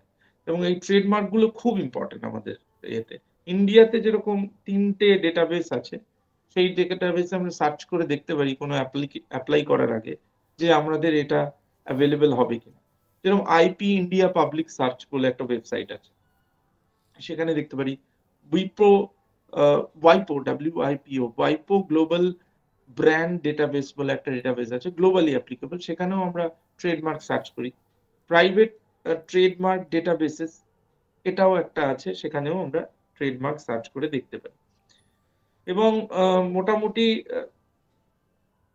45টা মানে 45 ডিফারেন্ট ক্লাসেস রয়েছে আমাদের এখানে, যেটার মধ্যে ট্রেডমার্কে রেজিস্টার করতে হয়। ক্লাস 1 to 34 হচ্ছে গুডস এর জন্য, আর ক্লাস 35 to 45 হচ্ছে সার্ভিসেস এর জন্য। মাথায় রাখতে হবে গুডস এবং সার্ভিসেস দুটো কিন্তু আলাদা জিনিস। গুডস এর মধ্যে যেরকম ফুড, ক্লোদিং, এই সমস্ত যেগুলোর মধ্যে গুডস আছে মানে পণ্য আছে, পণ্য বিষয়ক। আর সার্ভিস হচ্ছে যেরকম এডুকেশন, হ্যাঁ, টেকনোলজি, এগুলো হচ্ছে সার্ভিস রিলেটেড। হ্যাঁ, ডেলিভারি, যেরকম জোম্যাটোর ব্যবসাটা কিন্তু সার্ভিস সেক্টর, এটা কিন্তু সার্ভিস ডেলিভারি, ওরা খাবার তৈরি করে না। ওলা, উবার, এরা কেউই নিজস্ব গাড়ি নেই। যেরকম উবারের যদি লক্ষ্য করে দেখি, উবারের কিন্তু নিজস্ব কোনো গাড়ি নেই, এবং তাদের এত কোটির ব্যবসা কিন্তু নিজস্ব একটা গাড়িও নেই তাদের। তারা কিন্তু পুরোটাই সার্ভিস সেক্টর, সার্ভিস প্রোভাইডার। ফলে আমাদের পরিষ্কার দেখতে পারবো দুটো ক্যাটাগরি অফ ইন্ডাস্ট্রি আছে, গুডস আরেকটা হচ্ছে সার্ভিস। তো এখানে আমাদের অ্যাপ্লিকেশন করা যায় ইন্ডিয়াতে। আইপি ইন্ডিয়া বলে একটা পোর্টাল আছে, সেই পোর্টালে গিয়ে অ্যাপ্লিকেশন করা যায়। এবং যেখানে দরকার হয় হচ্ছে প্রথম যেটা লাগবে ট্রেডমার্ক নেম বা লোগো, অ্যাপ্লিকেন্টস ডিটেলস, সেটা ইন্ডিভিজুয়াল হতে পারে, কোম্পানি হতে পারে, বা কোনো পার্টনারশিপ হতে পারে, business registration if applicable, power of attorney if applicable, user affidavit, এগুলো লাগে। অ্যান্ড মোটামুটি ওই 5 থেকে 10,000 টাকা মতো লাগে, মানে 4,500 টাকা লাগে ফর ইন্ডিভিজুয়ালস অর স্টার্টআপস, যারা নতুন এন্টারপ্রেনিউয়ার্স তাদের, আর 9,000 টাকা লাগে লার্জ কোম্পানিগুলোর এই ট্রেডমার্ক রেজিস্ট্রেশনের জন্য। এবং trademark registration is very very important. এখন আমি এটা, this is what is the technical part of this lecture, কিন্তু there is another part of this lecture, একটা অংশ আরো এই লেকচারে রয়েছে। সেটা হচ্ছে যে আমরা এই যে একটু আগেই বললাম ইন্টেলেকচুয়াল প্রপার্টি রাইটস নিয়ে একটা ম্যাসিভ দ্বন্দ্ব আছে নর্থ এবং সাউথের গ্লোবালি। সো সেই দ্বন্দ্বটা আবার লোকালেও আছে, ঠিক আছে? কেমন? যেমন ফর অ্যান এক্সাম্পল, লেখালেখি, research, innovation, this is one part.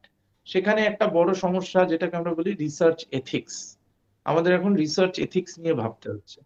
এবং কেন? তার কারণ হচ্ছে আমরা দেখছি যে এই যে টোকাটুকিটা, অর্থাৎ যেটাকে আমরা এক কথা বলি প্লেজিয়ারিজম, প্লেজিয়ারিজমের জন্য ভারতবর্ষে 2018 সালে একটা অ্যাক্ট ও এসেছে, এবং সেই অ্যাক্ট দিয়ে প্লেজিয়ারিজমকে আটকানোর চেষ্টা করা হয়েছে। প্লেজিয়ারিজম মানে হচ্ছে টোকা, কথায়, অর্থাৎ আনফেয়ার মিনস ব্যবহার করা, অর্থাৎ কারোর আইডিয়া, কারোর লেখাকে টুকে দেওয়া। Now we have a norm, আমাদের নিয়ম আছে। নিয়ম হচ্ছে, যদি আমার নিজস্ব কোনো রিসার্চ রাইটিং এ কোনো একজন লেখাকে রিপ্রোডিউস করতে হয়, তাহলে there is a rule. রুলটা হচ্ছে I cannot use more than 14 consecutive words without acknowledging that text. অর্থাৎ কোনো টেক্সট থেকে যদি আমি 14টা শব্দ পরপর ব্যবহার করি, তাহলে সেটাকে আমাকে অ্যাকনলেজ করতে হবে। অ্যাকনলেজ মানে সাইট করতে হবে, সাইটেশন করতে হবে। তো সাইটেশন নিয়ে বলতে গেলে অনেক সময় লেগে যাবে, কেমন করে করে। There are lots of methods, APAs, there are lots of styles rather. So we have APS style, MLA style, Chicago manual style, Harvard style. So we have many styles to cite the text. Cite মানে acknowledgement দেওয়া, বলা যে হ্যাঁ ভাই আমি ওখান থেকে নিয়েছি। যদি নিই তাহলে মাফ, যদি না নিই তাহলে সেটাকে বলা হবে সিমিলারিটি। এবং এই যে সিমিলারিটি পাওয়া গেল, সেই সিমিলারিটি দু রকমের হয়। ওয়ান ইজ ইনসিডেন্টাল সিমিলারিটি, আর একটা হচ্ছে কোইন্সিডেন্টাল সিমিলারিটি। অর্থাৎ সিমিলারিটি একটা হতে পারে, সরি, একটা হচ্ছে অ্যাক্সিডেন্টাল সিমিলারিটি আর একটা হচ্ছে কোইন্সিডেন্টাল সিমিলারিটি। যদি অ্যাক্সিডেন্টাল সিমিলারিটি হতেই পারে বা কোনোটা কোইন্সিডেন্টাল সিমিলারিটি হতেই পারে, দেখা হলো আমার জানা ছিল না, আমি লিখতে লিখতে কারোর সঙ্গে একরকম হয়ে গেছে। ইন্ডিভিজুয়াল তো, রক্ত মাংসে গড়া মানুষ, so we can have that kind of similarity. সেই জন্য এখানে একটা সিমিলারিটির উপরে ছাড় দেওয়া হয়েছে, and that relaxation is up to 10%. So any research writing can have similarity up to 10%. 10% পর্যন্ত সিমিলার হতে পারে একটা টেক্সট। কিন্তু if it is more than 10%, then it will be called plagiarized. And if it is called plagiarized, then your writing will be rejected. Research writing sir আপনার sound আসছে না, একেবারেই আসছে না। এবার ঠিক আছে? স্যার আপনার সাউন্ড ঠিক আছে, আমার মনে হয় ওর নেট কানেকশনে একটু প্রবলেম হয়েছে। I can here. Okay. So the point is that if the similarity is more than 10%, then it will be called plagiarism. And if it is plagiarized, that research writing will be rejected. So this is what is the idea of plagiarism. এবং it's very important. It is extremely important, কারণ এটা আমাদের একটা protection দিচ্ছে যে আমার লেখাটাকে কেউ ইচ্ছে করলে টুকে দিতে পারবে না, তাকে আমাকে অ্যাকনলেজ করতে হবে সাইটেশন। এবং একজন রিসার্চার তার অ্যাকমপ্লিশমেন্ট এর জন্য এই সাইটেশন গুলো অত্যন্ত important. We have two major databases in the world. একটা হচ্ছে বলা হয় web of sciences, web of science, আর একটা হচ্ছে Scopus. There are other indexes also, Google Scholar Index, ityadi. All these indexes are actually for, giving you the information about the richness of a particular academic work, academic piece. অর্থাৎ আমি একটা লেখা লিখলাম বা বই লিখলাম, সেই বইটার অ্যাকসেপ্টেন্স কি লেভেলে হয়েছে, কত লোক এই বইটার দ্বারা প্রভাবিত হয়েছেন এবং সেটাকে অ্যাকনলেজ করেছে, সেটা বোঝা যায় কতবার আমার বইটা সাইটেড হয়েছে সেখান থেকে। So from all those citations, or reproductions by other authors, adaptation by other authors, the worth of my work will be judged. So that is the idea behind this particular arrangement. তো ফলে বোঝা যাচ্ছে এটাও একটা কপিরাইটের সঙ্গে যুক্ত বিষয়।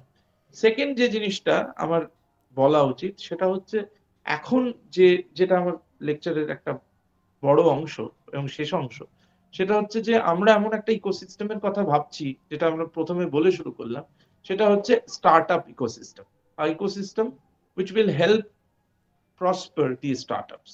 তার কারণ হচ্ছে we are in a paradigm shift kind of situation, যেখানে আমরা আছি সেখানে আজকে আমরা যদি ভাবি, এই যে এটা একটা সরকারি কলেজ যেখানে আমি আজকে বক্তৃতা দিচ্ছি, সেখানে আমরাও যখন শিক্ষক হয়েছি কি ভেবেছি সরকারি কলেজে চাকরি করব, কারণ সেখানে একটা সুবিধা হচ্ছে ওই যে একটা সেই টাটা স্কাই এর অ্যাড ছিল না, লাইফ জিঙ্গালালা। So if you are working in a government college or government institute, your life is জিঙ্গালালা। I don't know whether it is actually জিঙ্গালালা অর নট, বাট একটা সময় আমিও চাকরি করতাম গভর্নমেন্ট কলেজে। হ্যাঁ, so the point is that কি অ্যাটলিস্ট কেন বলতাম ওরকম, তার কারণ হচ্ছে যে you have stability in your service, you are permanent, you don't have to think about other things, so you are secured. So job security is one thing. Second is the most আমাদের বলতে হবে piece of mind government sector, ফলে আমাদের ওই রিসেশনের কোনো tension নেই, ইনফ্লেশনের বড় tension নেই, গভর্নমেন্ট আছে দেখবে প্রোটেক্টর। এখন ব্যাপারটা তো আজকে সেই জায়গায় নেই। আজকে কি হয়ে গেছে আমরা দেখছি যে সরকার এখন হাত তুলে নিয়েছে এই নিওলিবারাল সিস্টেমে। এখন সরকার বলছে যে I am the facilitator, I am not the job creator, I am not going to be the employer in future. আমার দিকে তাকিয়ে বসে থেকো না, আমি তোমাদের চাকরি দিতে পারবো না। পরিষ্কারভাবে সরকার বুঝিয়ে দিচ্ছে যে চাকরি আমার হাতে নেই, এবং আমিও এমন কেউ নই যে চাকরি দেব দিস, এবং I am only a part of this governance. My primary role is to look after everything and facilitate. So আমি এই বিকশিত ভারত হোক আর যাই হোক, আমি কি করবো, আমি বেসিক্যালি ফ্যাসিলিটেট করবো। চাকরি ভাই তোমাকে খুঁজে নিতে হবে, and there are other market players, যেখানে তোমার হাতে আজকে দুটো অপশন আছে। তোমরা এই যে পড়াশোনা করতে এসছো, সো নাম্বার ওয়ান হচ্ছে চাকরি করা, সেটা হচ্ছে বিভিন্ন যে সংস্থা আছে, প্রাইভেট সংস্থা এবং সরকারি সংস্থা, যে কটা মোটামুটি টিম করে চলছে, সেখানে চাকরি খুঁজে নেওয়া এবং খুঁজে নিয়ে তোমার জীবন কাটা। কিন্তু লেট মি টেল ইউ, যেটা আমাদের জেনারেশনের অলরেডি ফেস করতে শুরু করেছি, সেটা হচ্ছে যে ওই সিকিউরিটি জিনিসটা আর থাকবে না। কারণ অলরেডি আমরা একটা কন্ট্রাকচুয়াল মোড অফ লেবারের দিকে চলে গেছি। এখানে আর এই যে পার্মানেন্ট চাকরি, এই নোশনটা আস্তে আস্তে বদলে যাবে, এবং আমাদেরও একটা সময় ভিআরএস নিয়ে বাড়ি তাড়িয়ে দেওয়া হবে।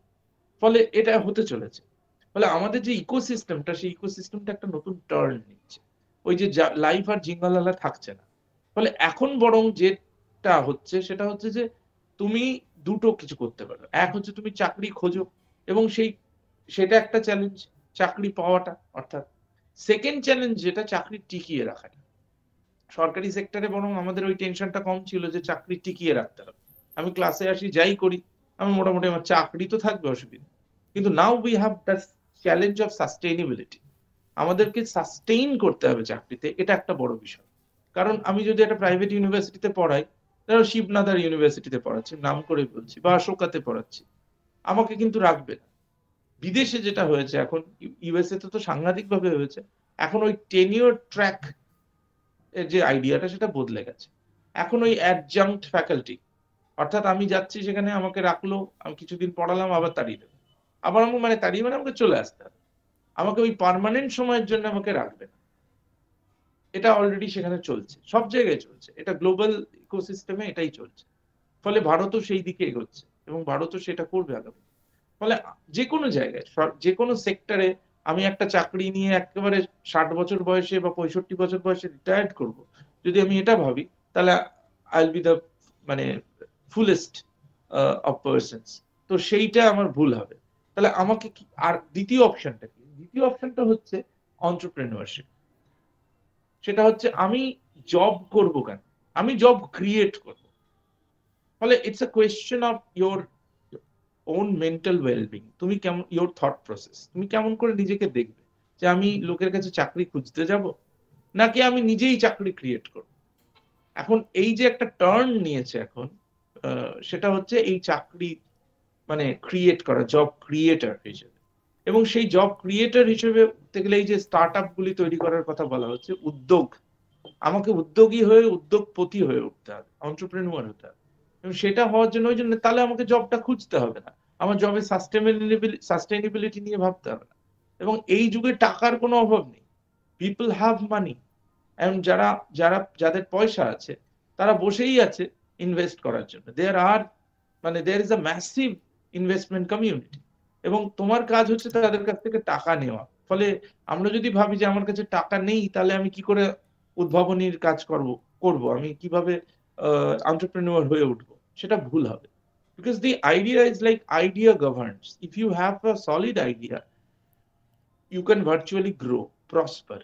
এবার সেই আইডিয়াটা কেমন করে হতে পারে, সেটা হচ্ছে যে হোয়াট ইজ এক্সপেক্টেড। এই যে ইউজিতে তোমরা পড়ছো, এরপর পিজিতে কেউ কেউ পড়বে, তোমাদের কাছ থেকে what is being expected? It is expected from you to train yourself. তোমরা এই প্রোগ্রামের পরে তোমাদের ট্রেনিংটা হলো কিনা, কেমন ট্রেনিং? সেটা হচ্ছে training about skill enhancement, training about innovative thinking, creative thinking. তুমি কিছু নতুন ক্রিয়েটিভ কিছু ভাবতে পারছো কিনা।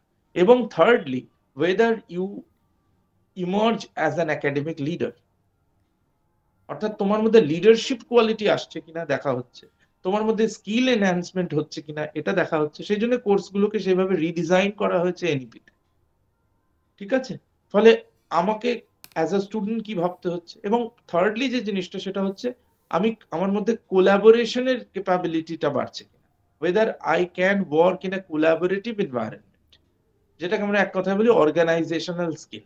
তাহলে একটা হচ্ছে লিডারশিপ স্কিল, সেকেন্ডটা হচ্ছে অর্গানাইজেশনাল স্কিল বা কোলাবোরেটিভ স্কিল, আর থার্ড যে জিনিসটা হচ্ছে স্কিল এনহ্যান্সমেন্ট। এই তিনটে হচ্ছে মূল ভিত্তি, যেটার ভিত্তিতে আমার জাজ করা হবে যখন ইউজি শেষ হবে। যখন আমরা কোনো একটা জবের জন্য যাই অথবা কোনো উদ্ভাবনীর জন্য যাই, যেমন হয় না একটা প্রোগ্রাম, তোমরা হয়তো টিভিতে দেখো কিনা জানি না, শার্ক ট্যাঙ্ক বলে। শার্ক ট্যাঙ্কে যদি তোমরা কেউ দেখে থাকো এখানে, তাহলে তোমরা লক্ষ্য করে দেখবে এন্টারপ্রেনিউররা সেখানে যাচ্ছে ইনভেস্টমেন্টের আশায়, যে ওখানে ইনভেস্টর কমিউনিটির লোকেরা বসে আছে, শার্ক যারা বসে আছে তারা ইনভেস্ট করবে। তারা তাদের নিত্য নতুন জিনিসপত্র সেখানে বলছে যে আমরা এইভাবে ভেবেছি, একটা ব্যবসা করার চেষ্টা করছি, ইত্যাদি ইত্যাদি। whether it is a good sector or service sector doesn't matter, কিন্তু সেখানে গিয়ে প্রপোজাল গুলো যাচ্ছে, ইনভেস্টর কমিউনিটি ওখানে বসে আছে ইনভেস্ট করার জন্য। এটা একটা টিভি প্রোগ্রাম, এটা তার একটা আলাদা ডাইরেকশন আছে, ডাইমেনশন আছে, ঠিক আছে, অলরাইট। বাট আমাদের সমাজেও আমরা যদি আমাকে যদি প্রপার এন্টারপ্রেনিউর হতে হয়, এটা কোনো ফোর্সড জিনিস না। ইউ নিড ট্রেনিং, আমি আগেই বললাম, you need training, organisational skill, leadership qualities in order to become a successful coordinate entrepreneur. এবং আমরা যদি এরকম ভাবি যে আমি পলিটিক্যাল সায়েন্স পড়ছি, আমার কি করে এন্টারপ্রেনিউরশিপ হবে, আমি তো পলিটিক্যাল সায়েন্স পড়েছি, আমি অধ্যাপক হব, আমি তো এন্টারপ্রেনিউরশিপ পড়েছি, আমি একজন শিক্ষক হব। না, শিক্ষকতা এখন মাত্র স্কুলে চাকরি করে তবে শিক্ষকতা মানে বা আমরা কলেজ ইউনিভার্সিটিতে পড়ালে তবে অধ্যাপকতা। এখন সেই গন্ডিগুলো ভেঙে গেছে। এখন আর আমি অধ্যাপক হওয়ার জন্য স্কুলে না গেলেও হবে। I know very few individuals, a good many individuals rather to say, who have YouTube channels and who are successful communicators. এবং তারা একজন অধ্যাপক, পশ্চিমবঙ্গের there are many professors যাদের কেউ চেনেই না, দায়িত্ব নিয়ে বলছি। বাট সেই সময় যাদের কথা আমি বলছি তাদের নামগুলো বললে তোমরা সবাই চেনো, and I have few personal connections with them. তো আমি বলতে চাইছি যে যে এখন টেকনোলজি তোমাকে আমাকে সাপোর্ট করছে, যে আমাকে আজকে সরকারকে একটা স্কুল দিতে হবে না টিচার হওয়ার জন্য। আমার টিচার হতে ইচ্ছা হচ্ছে, আমি বাড়িতে বসেই টিচার হয়ে যেতে পারি। আমার প্রফেসর হতে চাইছি, আমি তাদের জন্য কন্টেন্ট বানাতে পারি। So there is no structural boundaries. তুমি পড়াও না, তোমার কে আটকাচ্ছে? তুমি একজন শিক্ষকতা করতে চাইছো, তুমি অঙ্ক শেখাতে চাইছো, এক্সাম্পল, অঙ্ক শেখাও, তোমার ভাবতে হবে না, দেখবে শেখার লোক চলে এসছে, ছাত্রছাত্রী এমনি চলে এসছে, সেখানে স্কুলও লাগবে না, রেজিস্ট্রেশনও লাগবে না, কিছুই লাগবে। Now you have the equipments, technology to support your innovation. ফলে আমি বলতে চাইছি যেটা সেটা হচ্ছে, বা কোনো একটা কোলাবোরেটিভ প্রজেক্ট, যেরকম এক্সাম্পল দিচ্ছি, আমরা আগে ভাবতাম এখন কলেজে পড়ছি ঠিক আছে, তারপরে এই পরীক্ষা দেবো, সেই পরীক্ষা দেবো, এটা করবে, অর্ডিনারি লোকেরা এরকমই ভাবে। কিন্তু বিদেশে এবং আমাদের বড় বড় প্রতিষ্ঠানগুলোতে ইকোসিস্টেমটাই চেঞ্জ হয়ে গেছে, যেটা আইআইটিতে হতো। সো এটা একটা আইআইটিআইজেশন হয়েছে আমার মতে। সেটা হচ্ছে যে আইআইটিতে লোকজন কি ভাবে, যখন আইআইটিতে সবাই পড়াশোনা করে তারা অলরেডি একটা টিম তৈরি করে ফেলে যে এই আইআইটির পরে তারা কি করবে। ওখানে দু দলে বিভক্ত হয়ে যায় আইআইটিয়ানসরা। কিছুজন যারা চাকরির জন্য বড় বড় কোম্পানিতে যায়, চাকরি করে, এবং চাকরি করে সেই কোম্পানিতে সিইও স্তর অব্দি ওঠার চেষ্টা করে। আরেক দল আইআইটিয়ানস যারা ওটার পরে কোনো চাকরিতে যায়ই না, তারা এন্টারপ্রেনিউর হওয়ার চেষ্টা করে, এবং তারা একটা গ্রুপ তৈরি করে এবং দেখে তারা একটা আইডিয়ার পেছনে লেগে থাকে, এবং সেই আইডিয়াটার একটা প্রপার সোশ্যাল প্রবলেম এর উপর দাঁড়িয়ে রয়েছে। যেরকম আমি একজন, দেখা গেল কোভিড ফর এন এক্সাম্পল, এই যে আজকে যে কোম্পানিগুলো আমাদের শহরগুলোতে চলে, ব্লিঙ্কিট, জেপ্টো, এই কোম্পানিগুলো আইডিয়াটা কোথা থেকে এসেছে? কোভিড থেকে এসেছে। কোভিডের আগে কোথায় ছিল জেপ্টো, কোথায় ছিল ব্লিঙ্কিট? আমরা যদি দেখি র্যাপিডোর আইডিয়া কোথা থেকে এসছে? একজনের র্যাপিডোর আইডিয়া এসছে বাইকের পেছনের সিটটা খালি যায় সেটা দেখে, যে এই খালি সিটটা যদি আমি ভরিয়ে দিতে পারি তাহলে আমাদের দেশের বেকারত্ব অনেকটা ঘুচবে। কারণ যে ছেলেরা বাইক নিয়ে চালায় তাদের ম্যাক্সিমামই দেখছেন উনি ওনার অবজারভেশনে যে একজন চড়ছে আর একজন একটা সিট খালি যাচ্ছে। দেখো তাহলে তার ভাবনাটা একটু চিন্তা করো, বোঝার চেষ্টা করো। বা এই যে জেপ্টো বা ব্লিঙ্কিটের ক্ষেত্রে অনেক মানুষ যারা বাড়িতে, সত্যি আইডিয়াটা কোত্থেকে এসছে যে আমি যদি বাজার থেকে একটা জিনিস আনতে যাই তাহলে আমার ডবল টাইম খরচ হয়, যেতে একটা টাইম খরচ হয়, আসতে একটা টাইম খরচ হয়, এবং দোকানে জিনিসটা কিনতে একটা সময় খরচ হয়। যদি সেই জিনিসটা কিছু ছেলে যারা বেকার, বেসিক্যালি কোনো কাজ পায় না, তাদের যদি আমি রাখি, অর্ডারটা পাওয়া মাত্র সে যদি আমার বাড়িতে এসে দিয়ে যায়, তাহলে একটা টাইমকে সেখানে সেভ করা যায়। সেটা হচ্ছে বাজারে যাওয়ার সময়টা সেখানে সেভ হয়ে যায়। তাহলে সেই ডেলিভারিটাকে আমরা ওই জন্য বলি ওটা 10 মিনিটস ডেলিভারি, 5 মিনিটস ডেলিভারি, এবং দিয়েও দেয়। কলকাতাতে আমরা 10 মিনিটসের হামেশাই ডেলিভারি পেয়ে যাই। তাহলে লাইফ কত ফাস্ট হয়ে গেছে, আমার আর বাজারে যাওয়ার প্রয়োজনই হয় না। So the point is that you have to address a social problem or you have to address a social issue. একটা কোনো একটা ইস্যুকে আমাকে মাথায় রাখতে হবে যে এইটাকে আমি সলভ করব। এই এই এই আউটলুকটাকে বলা হয় প্রবলেম সলভিং থিওরি। অ্যাকচুয়ালি দু ধরনের থিওরাইজেশন সোশ্যাল সায়েন্সে হয়। One is emancipatory theorization and second one is problem solving theorization. Now we are living in an age of problem solving theorization. ওই ইমানসিপেটরি থিওরি দিয়ে এখন আর কাজকর্ম হয় না, এখন প্রবলেম সলভিং থিওরি। তোমার একটা প্রবলেমকে শনাক্ত করতে হবে, দেখতে হবে তার লার্জ স্কেলে ভাবতে হবে প্রবলেমটা কি, ছোট স্কেলে ভাবতে হবে, লার্জ স্কেলে ভাবতে হবে, তারপরে তুমি সেটাকে সলভ করার জন্য কিছু একটা ইন্টারভেন করবে। ফান্ড কখনোই কম হবে না, ইউ নিড পিপল। যেরকম ধরো ওয়েস্ট বেঙ্গলে আমি যদি চিন্তা করি, তোমরা যারা এরপরে বলবে স্যার কোনো কাজ নেই, বেকার বসে আছি, কি করব, টিউশন করব, তাও পাচ্ছি না, ইত্যাদি, এত ভাবার দরকারই নেই। তুমি মনে করছো তোমার এই পড়াশোনা করতে করতে তুমি যদি কোনো একটা জিনিসেও নিজেকে ট্রেন করতে পারো, তুমি সেটার পিছনে লেগে থাকো যে তোমার ওই ট্রেনিংটা দিয়ে তুমি সমাজে কোন কাজটা করতে পারবে, কোন জায়গায় একটা নতুন উদ্যোগ তৈরি করতে পারবে, নতুন এন্টারপ্রেনিউরশিপ তৈরি করতে পারবে। এবং এই জন্যে তুমি যখনই নিজেকে এন্টারপ্রেনিউর হিসেবে ভাববে, এটার জন্য একটা দরকার জিনিস যেটাকে বলা হয় মেন্টাল রেভলিউশন। এটা আমি ওই টেলরের থেকে নিলাম ধার আমার বক্তব্যে। সেটা হচ্ছে you need that mental revolution, you need to shift gears. তোমার ভেতরে একটা গিয়ার শিফটিং এর প্রয়োজন আছে, কারণ আমরা বেসিক্যালি একটা এমপ্লয়ি নেশন। আমি বারবারই বলি এটা, উই আর এমপ্লয়ি নেশনস আর job seekers. We are a nation of job seekers. আমরা চাকরি প্রার্থী, আমাদের দেশটাই একটা চাকরি প্রার্থী রাষ্ট্র। All of us are almost job seekers. সে বড় ছোট সব জায়গায় আমরা চাকরি চাই, চাকরি খুঁজি। We are not really the job creators. আমরা বলি না ডেভেলপ নেশনস, ডেভেলপিং নেশনস, এই ডিফারেন্সটা আসে এই আউটলুক থেকে। ওয়াই ইউএস ইজ সো মানে developed? Because they are the job creators, they can create jobs. আমি একটা এক্সাম্পল দিচ্ছি। ধরো আজ থেকে 15 বছর আগে কেউ ভেবেছিল ভারতের ডমিনোজ এত সাকসেসফুল হবে, কিংবা কেএফসি এত সাকসেসফুল হবে? প্রথম কথা, উই ডিডন্ট হ্যাভ মানে something like pizza as a food habit. আমাদের পিৎজা তো আমি চিন্তাই না 15-20 বছর আগে। অর্ডিনারি মানুষ পিৎজা সম্বন্ধে জানতো না, বা খুব কম মানুষ জানতো। আমাদের কেএফসি যে ক্রিসপি চিকেন এটা সেটা এগুলো সম্বন্ধে আমাদের অত নলেজই ছিল না। তাহলে যারা যে কোম্পানিগুলো আজকে ম্যাসিভ মুনাফা কামাচ্ছে তাদের প্রথম কাজ কি হলো? ফার্স্ট ইনভেস্টমেন্ট ছিল মানুষকে জানানো যে দিস প্রোডাক্ট ইজ সাচ, আমাদেরকে হ্যাবিচুয়েট করে তোলা যে খান, এবং আমরা হ্যাবিচুয়েটেড হলাম। এখন আমাদের ওটা ছাড়া চলে না। তাহলে এই যে জব, এটার সঙ্গে রিলেটেড যে জবগুলো সৃষ্টি হলো, সেই জবগুলোকে কে ক্রিয়েট করলো? একটা ইনভেস্টর নেশন তৈরি করলো। So they are the job creators, they have a long term view. So এখন না আমাদের বসে থাকার কোনো সময় নেই। So you have to understand you have to identify your skills, you have to grow your skills, এবং এইটা করার পর when you can come up with an idea, with a collaboration, তোমার যারা বন্ধুরা ইত্যাদি নিয়ে তুমি যখন কোনো একটা আইডিয়াকে চেঞ্জ করবে এবং সেটাকে ইমপ্লিমেন্ট করবে সোশ্যাল বেটারমেন্টের জন্য, সেটা একটা প্রোডাক্ট লঞ্চিং এর মাধ্যমে হোক, একটা সার্ভিসের মাধ্যমে হোক ইত্যাদি, এবং সেটার মধ্য দিয়ে তখনই তোমার প্রয়োজন হবে এই আইপিআর, ইন্টেলেকচুয়াল প্রপার্টি রাইটস।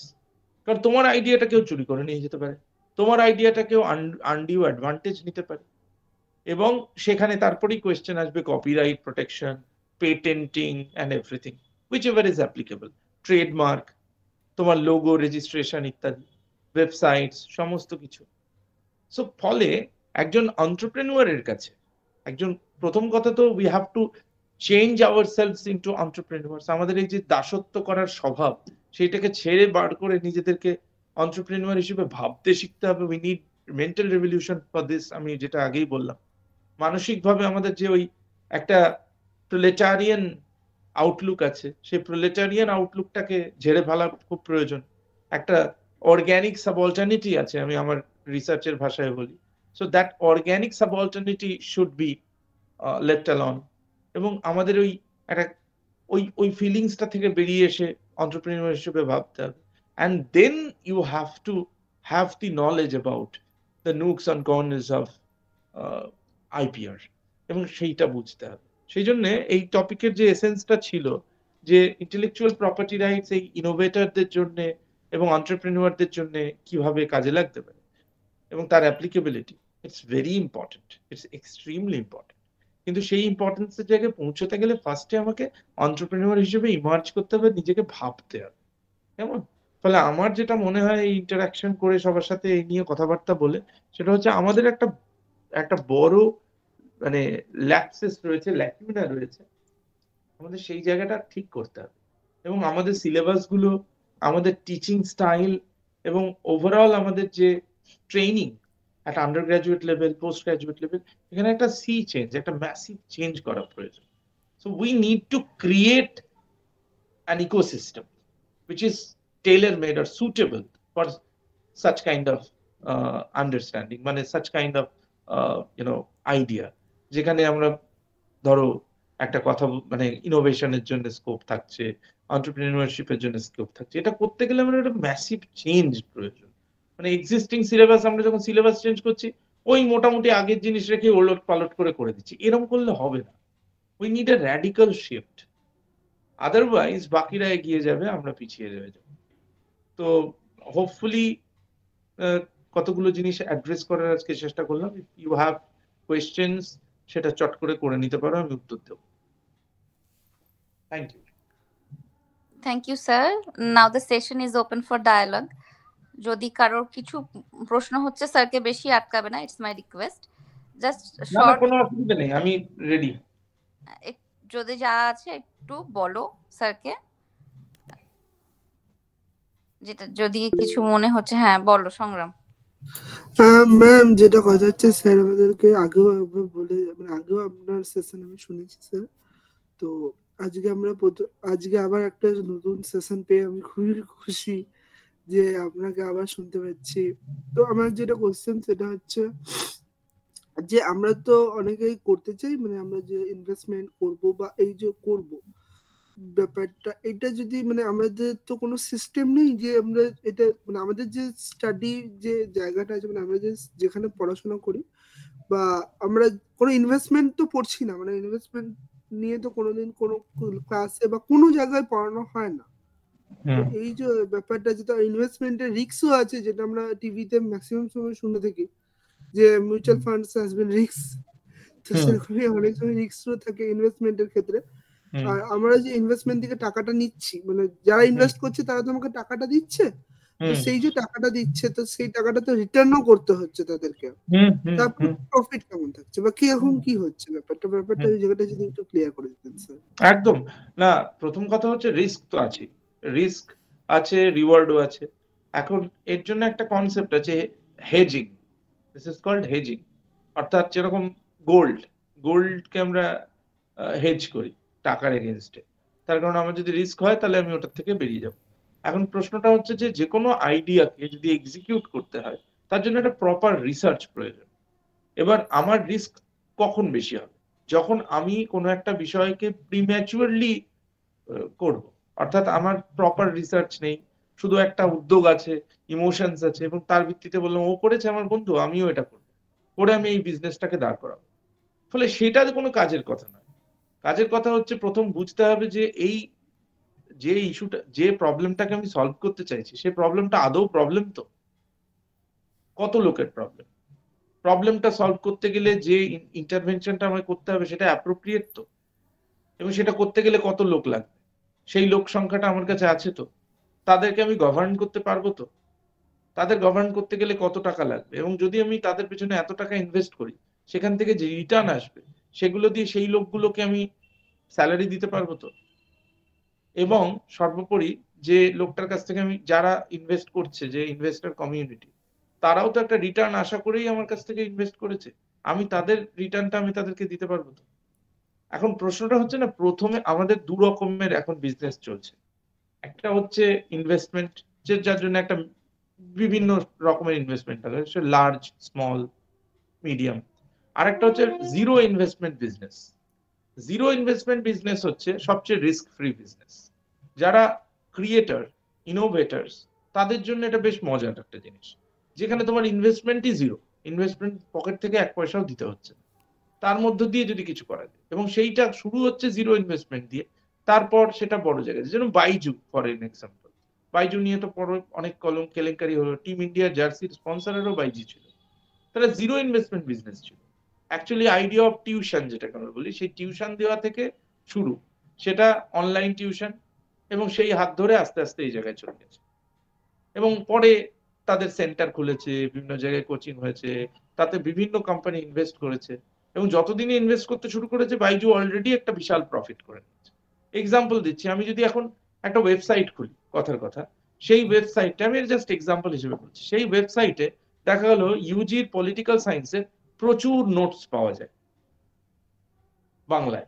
আমি যদি সেটা সত্যি হয়, মানে দেখা গেল একদম উৎকৃষ্ট মানের, খুব বাংলায় খুব অসাধারণ সমস্ত নোটস পত্র একটা ওয়েবসাইটে যদি পাওয়া যায় ফ্রিতে, সেটার জন্য কত খরচ হতে পারে? আমি খরচ বলে দিচ্ছি, 3,000 টাকা খরচ সারা বছরে। বছরে যদি 3,000 টাকা আমি খরচ করে একটা ওয়েবসাইট তৈরি করি, সেখানে সমস্ত নোটস আপলোড করে দিই পলিটিক্যাল সায়েন্সের, তাহলে 3,000 টাকা খরচা। আয় কত হতে পারে? আমি এটার থেকে কত আয় হতে পারে তার কোনো ঊর্ধ্বসীমা নেই, কয়েক লক্ষ টাকা আয় হবে। তার কারণ হচ্ছে এটাই যদি ক্রাউডেড হয়, আর ওয়েবসাইটে যতবার মানুষ ভিজিট করবে ততবার আমার টাকা হবে, এবং এটা মানিটাইজ করে দেওয়া হবে। মানিটাইজ করে দেওয়ার পর বছরে যত ডাউনলোডস হবে তার উপরে টাকা পাবো, যত ভিজিটার আসবে তার উপরে টাকা পাবো। তাহলে এটা almost zero investment kind of a thing. 3,000 টাকা ইনভেস্টমেন্টটা ম্যাসিভ ধরা যায় না। ইউটিউবে যদি চ্যানেল খোলা হতো, সেই চ্যানেলটার মাধ্যমে দেখা গেল সমস্ত, যেরকম আজকাল প্রচুর আছে, WBCS, IAS, ইউপিএসসির জন্য প্রচুর চ্যানেলস আছে, তার ইনভেস্টমেন্ট কত? ভেরি ফিউ, প্রায় জিরো। একটা নিজের ফোন থেকেই অনেকে চ্যানেল চালাচ্ছে এবং প্রচুর ইনকাম করছে। মিম তৈরি করা, অসাধারণ সমস্ত মিম তৈরি করার চ্যানেলস রয়েছে, তারা চলছে। ফলে আমার প্রশ্নটা হচ্ছে যে আমি কিভাবে নিজেকে ভাববো, আমি কি ভাববো যে আমি জিরো ইনভেস্টমেন্টে কিছু কাজ শুরু করার চেষ্টা করব, নাকি আমি কিছু ইনভেস্টমেন্টও চাইবো সেটা, এটা আমার নিজের ডিসিশনের উপর নির্ভর করে। কেউ যদি মনে করে আমি অ্যাবসলিউটলি রিস্ক ফ্রি কিছু করতে চাই, তাহলে সে জিরো ইনভেস্টমেন্ট প্ল্যান গুলোর মধ্যে থাকার চেষ্টা করবে, যে আমার যদি হারানোর কিছু নেই। আমি একটা ওয়েবসাইট খুললাম কি একটা চ্যানেল খুললাম, দেখা গেল আমি একটা চ্যানেল খুললাম যেখানে আমি সরকারি চাকরির পরীক্ষার বিষয়ে সমস্ত কিছু জ্ঞান দিয়ে বেড়াচ্ছি। সেটা এই যে ট্রেডিং, এই যে ট্রেডিং গুলো হয় করা হয় আমাদের নিফটি, ব্যাংক নিফটি ইত্যাদি, এবং আমাদের সব এতে ট্রেডিং এর উপর কত গুচ্ছের চ্যানেল চলছে, অপশন ট্রেডিং এটা সেটা, এবং সেই ট্রেডিং এর চ্যানেলগুলো তারা লক্ষ লক্ষ টাকা কামায়, ইয়ে পাচ্ছে, এবং তারা ট্রেডিং থেকে ক টাকা পায় আই ডোন্ট নো, কিন্তু চ্যানেল থেকে একটা বিশাল টাকা পায়, কারণ পার ডে তার ভিউজ এত বেশি। বোঝা গেল? ফলে ইনভেস্টমেন্টটা এখানে বড় ম্যাটার নয়, ম্যাটারটা হচ্ছে তোমার idea. You have ample platforms, তোমার প্রচুর প্ল্যাটফর্ম আছে যেগুলো ব্যবহার করে আমরা এইগুলোকে এক্সিকিউট করতে পারি। আসলটা হচ্ছে আমাদের ক্রিয়েটিভলি ভাবতে শেখা, কেমন, এবং যেই ক্রিয়েটিভলি কিছু ভাবছি সঙ্গে সঙ্গে সেটাকে তার কপিরাইট নিয়ে চিন্তা করা, কিভাবে করাবো, হ্যাঁ, যাতে করে অন্য কেউ আমার ইনোভেশনটাকে কপি না করে এগিয়ে না যায়, আইডিয়াটাকে কতটুকু শেয়ার করব, কাদের মধ্যে রাখবো, বিজনেস প্ল্যানটাকে কতটা রাখবো। যেরকম এক্সাম্পল হিসেবে বলেছিলাম যে ওটা ডিসকাস করার সময় হলো না, যেরকম কোম্পানিগুলোর ক্ষেত্রে চলে টেকনোলজি ট্রান্সফার। যদি আমরা গাড়ি যারা রাস্তায় দেখি, খেয়াল করে একটু ভালো করে যদি দেখি, মারুতি সুজুকির একটা গাড়ি আছে ব্যালেনো, আর টয়োটার একটা গাড়ি আছে গ্ল্যানজা, আই থিঙ্ক এরকম একটা নাম, আমি নাম ভুলে গেছি। এই দুটো গাড়ি এক দেখতে, সেম দেখতে। বা আরেকটা এক্সাম্পল, মারুতি সুজুকির একটা গাড়ি আছে ভিটারা ব্রেজা, আর আরেক যেটা এখন নিউ ভিটারা বোধহয় এরকম হয়েছে, ওই গাড়িটার টয়োটারও সেম একটা গাড়ি আছে, ওই ওই ওই একই হাই রাইডার বোধহয়। আচ্ছা, দুটো গাড়ি এত সিমিলার কি করে হয়? কপিরাইটে আটকালো না। তার কারণ হচ্ছে ওখানে একটা টেকনোলজি ট্রান্সফারের গল্প আছে, যেখানে টয়োটা তার মারুতি তার ডিজাইনটাকে ট্রান্সফার করেছে টয়োটাতে, টয়োটা তার ইঞ্জিনের যে টেকনোলজি সেটা মারুতি সুজুকিকে দিয়েছে। এটাকে বলা হয় টেকনোলজি ট্রান্সফার। এটাও এক ধরনের বিষয়। ফলে আমি বলছি যে ডিজাইন, এই যে কোম্পানির যে ডিজাইন, বিজনেস প্ল্যান, এই সব জিনিসগুলো এখন এমন জায়গায় চলে গেছে। ঠিক আছে? ফলে আমি বলছি যে যদি আমার কোনো উদ্ভাবনী শক্তি থাকে, কোনো আইডিয়াস আসে, সেই আইডিয়াসটাকে নিয়ে আমি কিভাবে এক্সিকিউট করতে চাই সেটা নিয়ে একটা প্ল্যান আউট করতে হবে। আমি বলছি জব সিকার না থেকে জব ক্রিয়েটর হিসেবে নিজেকে ভাবতে শেখাটা খুব দরকার, এবং সেটা তখনই আমরা পারবো যখন we have our leadership skill. আমার পড়াশোনার সাথে সাথে আমার নেতৃত্ব দেওয়ার ক্ষমতা, সেইটা যেন আমরা করি না, বন্ধু তুই আগে যা, তাকে ঠেলে ঠেলে সবাইকে আগে দিই। লাইনের সামনে দাঁড়াতে আমাদের বড় সমস্যা। আমরা ওই যে অমর্ত্য সেনের একটা বিখ্যাত বই আছে না, কি কান্ট্রি অফ ব্যাক বেঞ্চার্স, বোধহয় টাইটেলটা ভুলে গেছি, ব্যাক বেঞ্চার্স নেশন বা কান্ট্রি অফ ব্যাক বেঞ্চার্স, এইটা পেছনের বেঞ্চে বসাদের রাষ্ট্র, মানে ব্যাপারটা আর কি। আমরা পেছনের বেঞ্চে বসতে ভীষণ কমফোর্টেবল, ফার্স্ট বেঞ্চে কেউ বসতে চাই না। এইটা আমি কাকে বলছি? আমি তো নিজেই সারা জীবন থার্ড বেঞ্চে বসে এসেছি, কোনোদিন ফার্স্ট বেঞ্চে বসিনি। তার কারণ আমাদের অন্টোলজিক্যাল ব্যাপারটাই ওরকম, আমরা মানে বলি না এটা অন্টোলজিক্যাল প্রবলেম। আমরা বিশ্বকে এইভাবেই দেখেছি, আমরা নিজেদেরকে এইভাবেই ভেবেছি যে ভাই একদম সামনের সারিতে নয়, একটু পিছিয়ে থাকাই ভালো। তো leadership quality is very important. হ্যাঁ, নেক্সট কারো প্রশ্ন আছে? আমি টাইম আউট অফ টাইম হয়ে গেছি, যদিও অনেকটা বেশি বলা হয়ে গেছে। না না ভাবছিলাম কি যা বলবো, কিন্তু সময় আরো মানে সময় ভেবেছি তাড়াতাড়ি শেষ করবো, বেশি দেরিতে শেষ করলাম। না না একদম ঠিক আছে স্যার। তোমাদের আর কিছু প্রশ্ন আছে? টিচার্সদের জিজ্ঞাসা করছি, তারা কি কিছু জিজ্ঞাসা করবে? আসলে নিধি কিছু বলতে পারবে না, কারণ ওর একটা টেকনিক্যাল পার্ট রয়েছে, সেটা হচ্ছে আমাদের যেটা এই পুরো সেশনটা অনলাইন রেকর্ডেড হবে আর সেটা একটা ইউটিউব চ্যানেলে থাকবে, তো আচ্ছা, ভেরি গুড। ও কথা বলতে পারবে না। ওর যা আছে সেগুলো আমি আপনাকে পরে জানাবো ওভার টেলিফোন। ঠিক আছে। কিন্তু ব্যাপার হলো যে এত কিছু শুনলাম, এবার সামারি করার দায়িত্ব যদি আমার হয় সেটা আমার ভেবে ভয় লাগছে, মানে কি করে সামারি করব, কোনটা ধরবো কোনটা ছাড়বো সেটাই বুঝতে পারছি না। তো যাই হোক, আমরা সংগ্রাম, তুমি যে প্রশ্নটা করেছো সেটা স্যার অনেকটা উত্তর দিয়েছে। আরো একটু তোমাকে সোজা করে দিই, যেটা এখন রিসেন্টলি ভীষণ ট্রেন্ডে আছে, আমরা পশ্চিমবঙ্গের লোকেরা এটা জানি না, সেটা হচ্ছে বিভিন্ন রকমের রিসার্চ ফার্ম হয়, মার্কেট রিসার্চ ফার্ম হয়। তো সেটা মানে এটা আমাদের কাছে খুব অপ্রচলিত ধারণা, আমরা এটাকে নিয়ে ভাবি না। তো যদি যদি কেউ এন্টারপ্রেনার হতে চায় এবং তার কিছু আইডিয়াস রয়েছে, যেমন জিরো, যেটা স্যার বলেন যে জিরো ইনভেস্টমেন্টে আমি এগোবো, কি করতে পারি, আমার আইডিয়াটা কতটা ওয়ার্কেবল হবে বা কতটা আমি তার কাছ থেকে সেই আইডিয়া থেকে কতটা আমি আর্ন করতে পারি, এই ধরনের কনসালটেন্সি বেসড অন রিসার্চ বা বেসড অন নলেজ এগুলো পাওয়া যায়। পাওয়া যায়। আমাদের গভর্নমেন্ট অফ ওয়েস্ট বেঙ্গলের মানে এই মুহূর্তে স্কিম আছে দুটো, সেন্ট্রাল গভর্নমেন্টেরও আছে, যারা লোন দেয় খুব খুব কম এতে সুদে, খুব কম ইন্টারেস্টে লোন দেওয়ার ব্যবস্থা রয়েছে, সেটা নিয়েও তারা মানে ইউটিলাইজ করতে পারে জিনিসটা। একদম একদম। তো এইবারে যেটা তোমার মাথায় আছে সেটা নিয়ে যদি তোমার কোথাও গিয়ে সন্দেহ হয় যে should I do it or will it be workable, তাহলে তুমি একজন এক্সপার্টাইজের কাছে তুমি যেতে পারো, সে তোমাকে গাইডেন্স দিতে পারে। Not because the political science student আমরা কি করব, আমাদের তো এগুলো পড়ানো হয় না। It is political science or studying any subject, এটা আমার তোমাদের প্রথম ক্লাসে আমি বলি, it is not because of the subject, it is because to exercise your brain, to make your ability more enhanced। আর এই সমস্ত সেশন গুলো যেগুলো হয় সেগুলো স্পেসিফিক্যালি এগুলোই আমাদের মোটিভ থাকে, কি তোমাদের পার্সোনালিটি ডেভেলপমেন্ট হবে, তোমাদের নলেজ বেসটা এনহ্যান্স হবে, তোমাদের একটা আই ওপেনিং হবে। তো sir has provided all the areas, ভীষণ ভীষণ ভালো আই ওপেনিং বলবো না, এটা জাস্ট একটা ইনডেপথ সেশন হয়েছে। তোমরা আরো জানতে গেলেও তুমি জাস্ট এখন নেট টেকনোলজি এত সাপোর্টিভ আমাদের, তো জানতে জানতে পারবে। তো যদি এই সেশনটায় আমি আই হোপ কি এরা এটা থেকে বেনিফিটেড হবেই, তো বা ফিউচারে তোমরা এটা এই সেশন থেকে অনেক কিছু মনে রাখবে এবং সেটা তোমাদের নিজের জীবনে কাজে লাগাতে পারবে।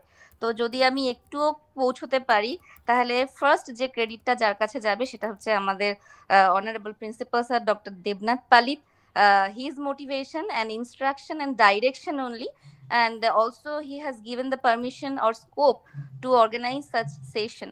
So I would like to thank first our honorable principal sir, then যে যাকে না বললেই হবে না, today's resource person আশিস মিস্ত্রি, আর নামটা আর একবার নেই, স্যার এত ভালো বলেই আমেরিকাতে এত তাড়াতাড়ি গিয়ে আবার চলে এসেছে, আবারও যাবে।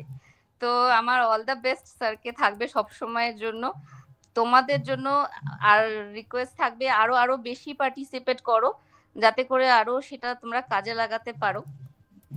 আর আমার সাথে অনেক অ্যালামনাই স্টুডেন্টসরা রয়েছে, জয়েন করেছিল ওরা, তো ওরাও আছে, ওদেরও এটা কাজে লাগছে জেনে আমার ভালো লাগছে। আমি থ্যাঙ্কস জানাবো আমার ডিপার্টমেন্টাল কলিগদের আর অবশ্যই স্টুডেন্টদের। তো সবাই ভালো থেকো, all the best, my best wishes to our resource person. আমি ধন্যবাদ জানাবো ওনাকে, আর এক্সপেক্ট করব ভবিষ্যতে আবারও যেন ওনাকে পাই, যতই উনি বিজি থাকুন আবারও পাবো ওনাকে, এই আশা রেখে আমি আজকের সেশনটা শেষ করছি। Thank you. Okay, thank you.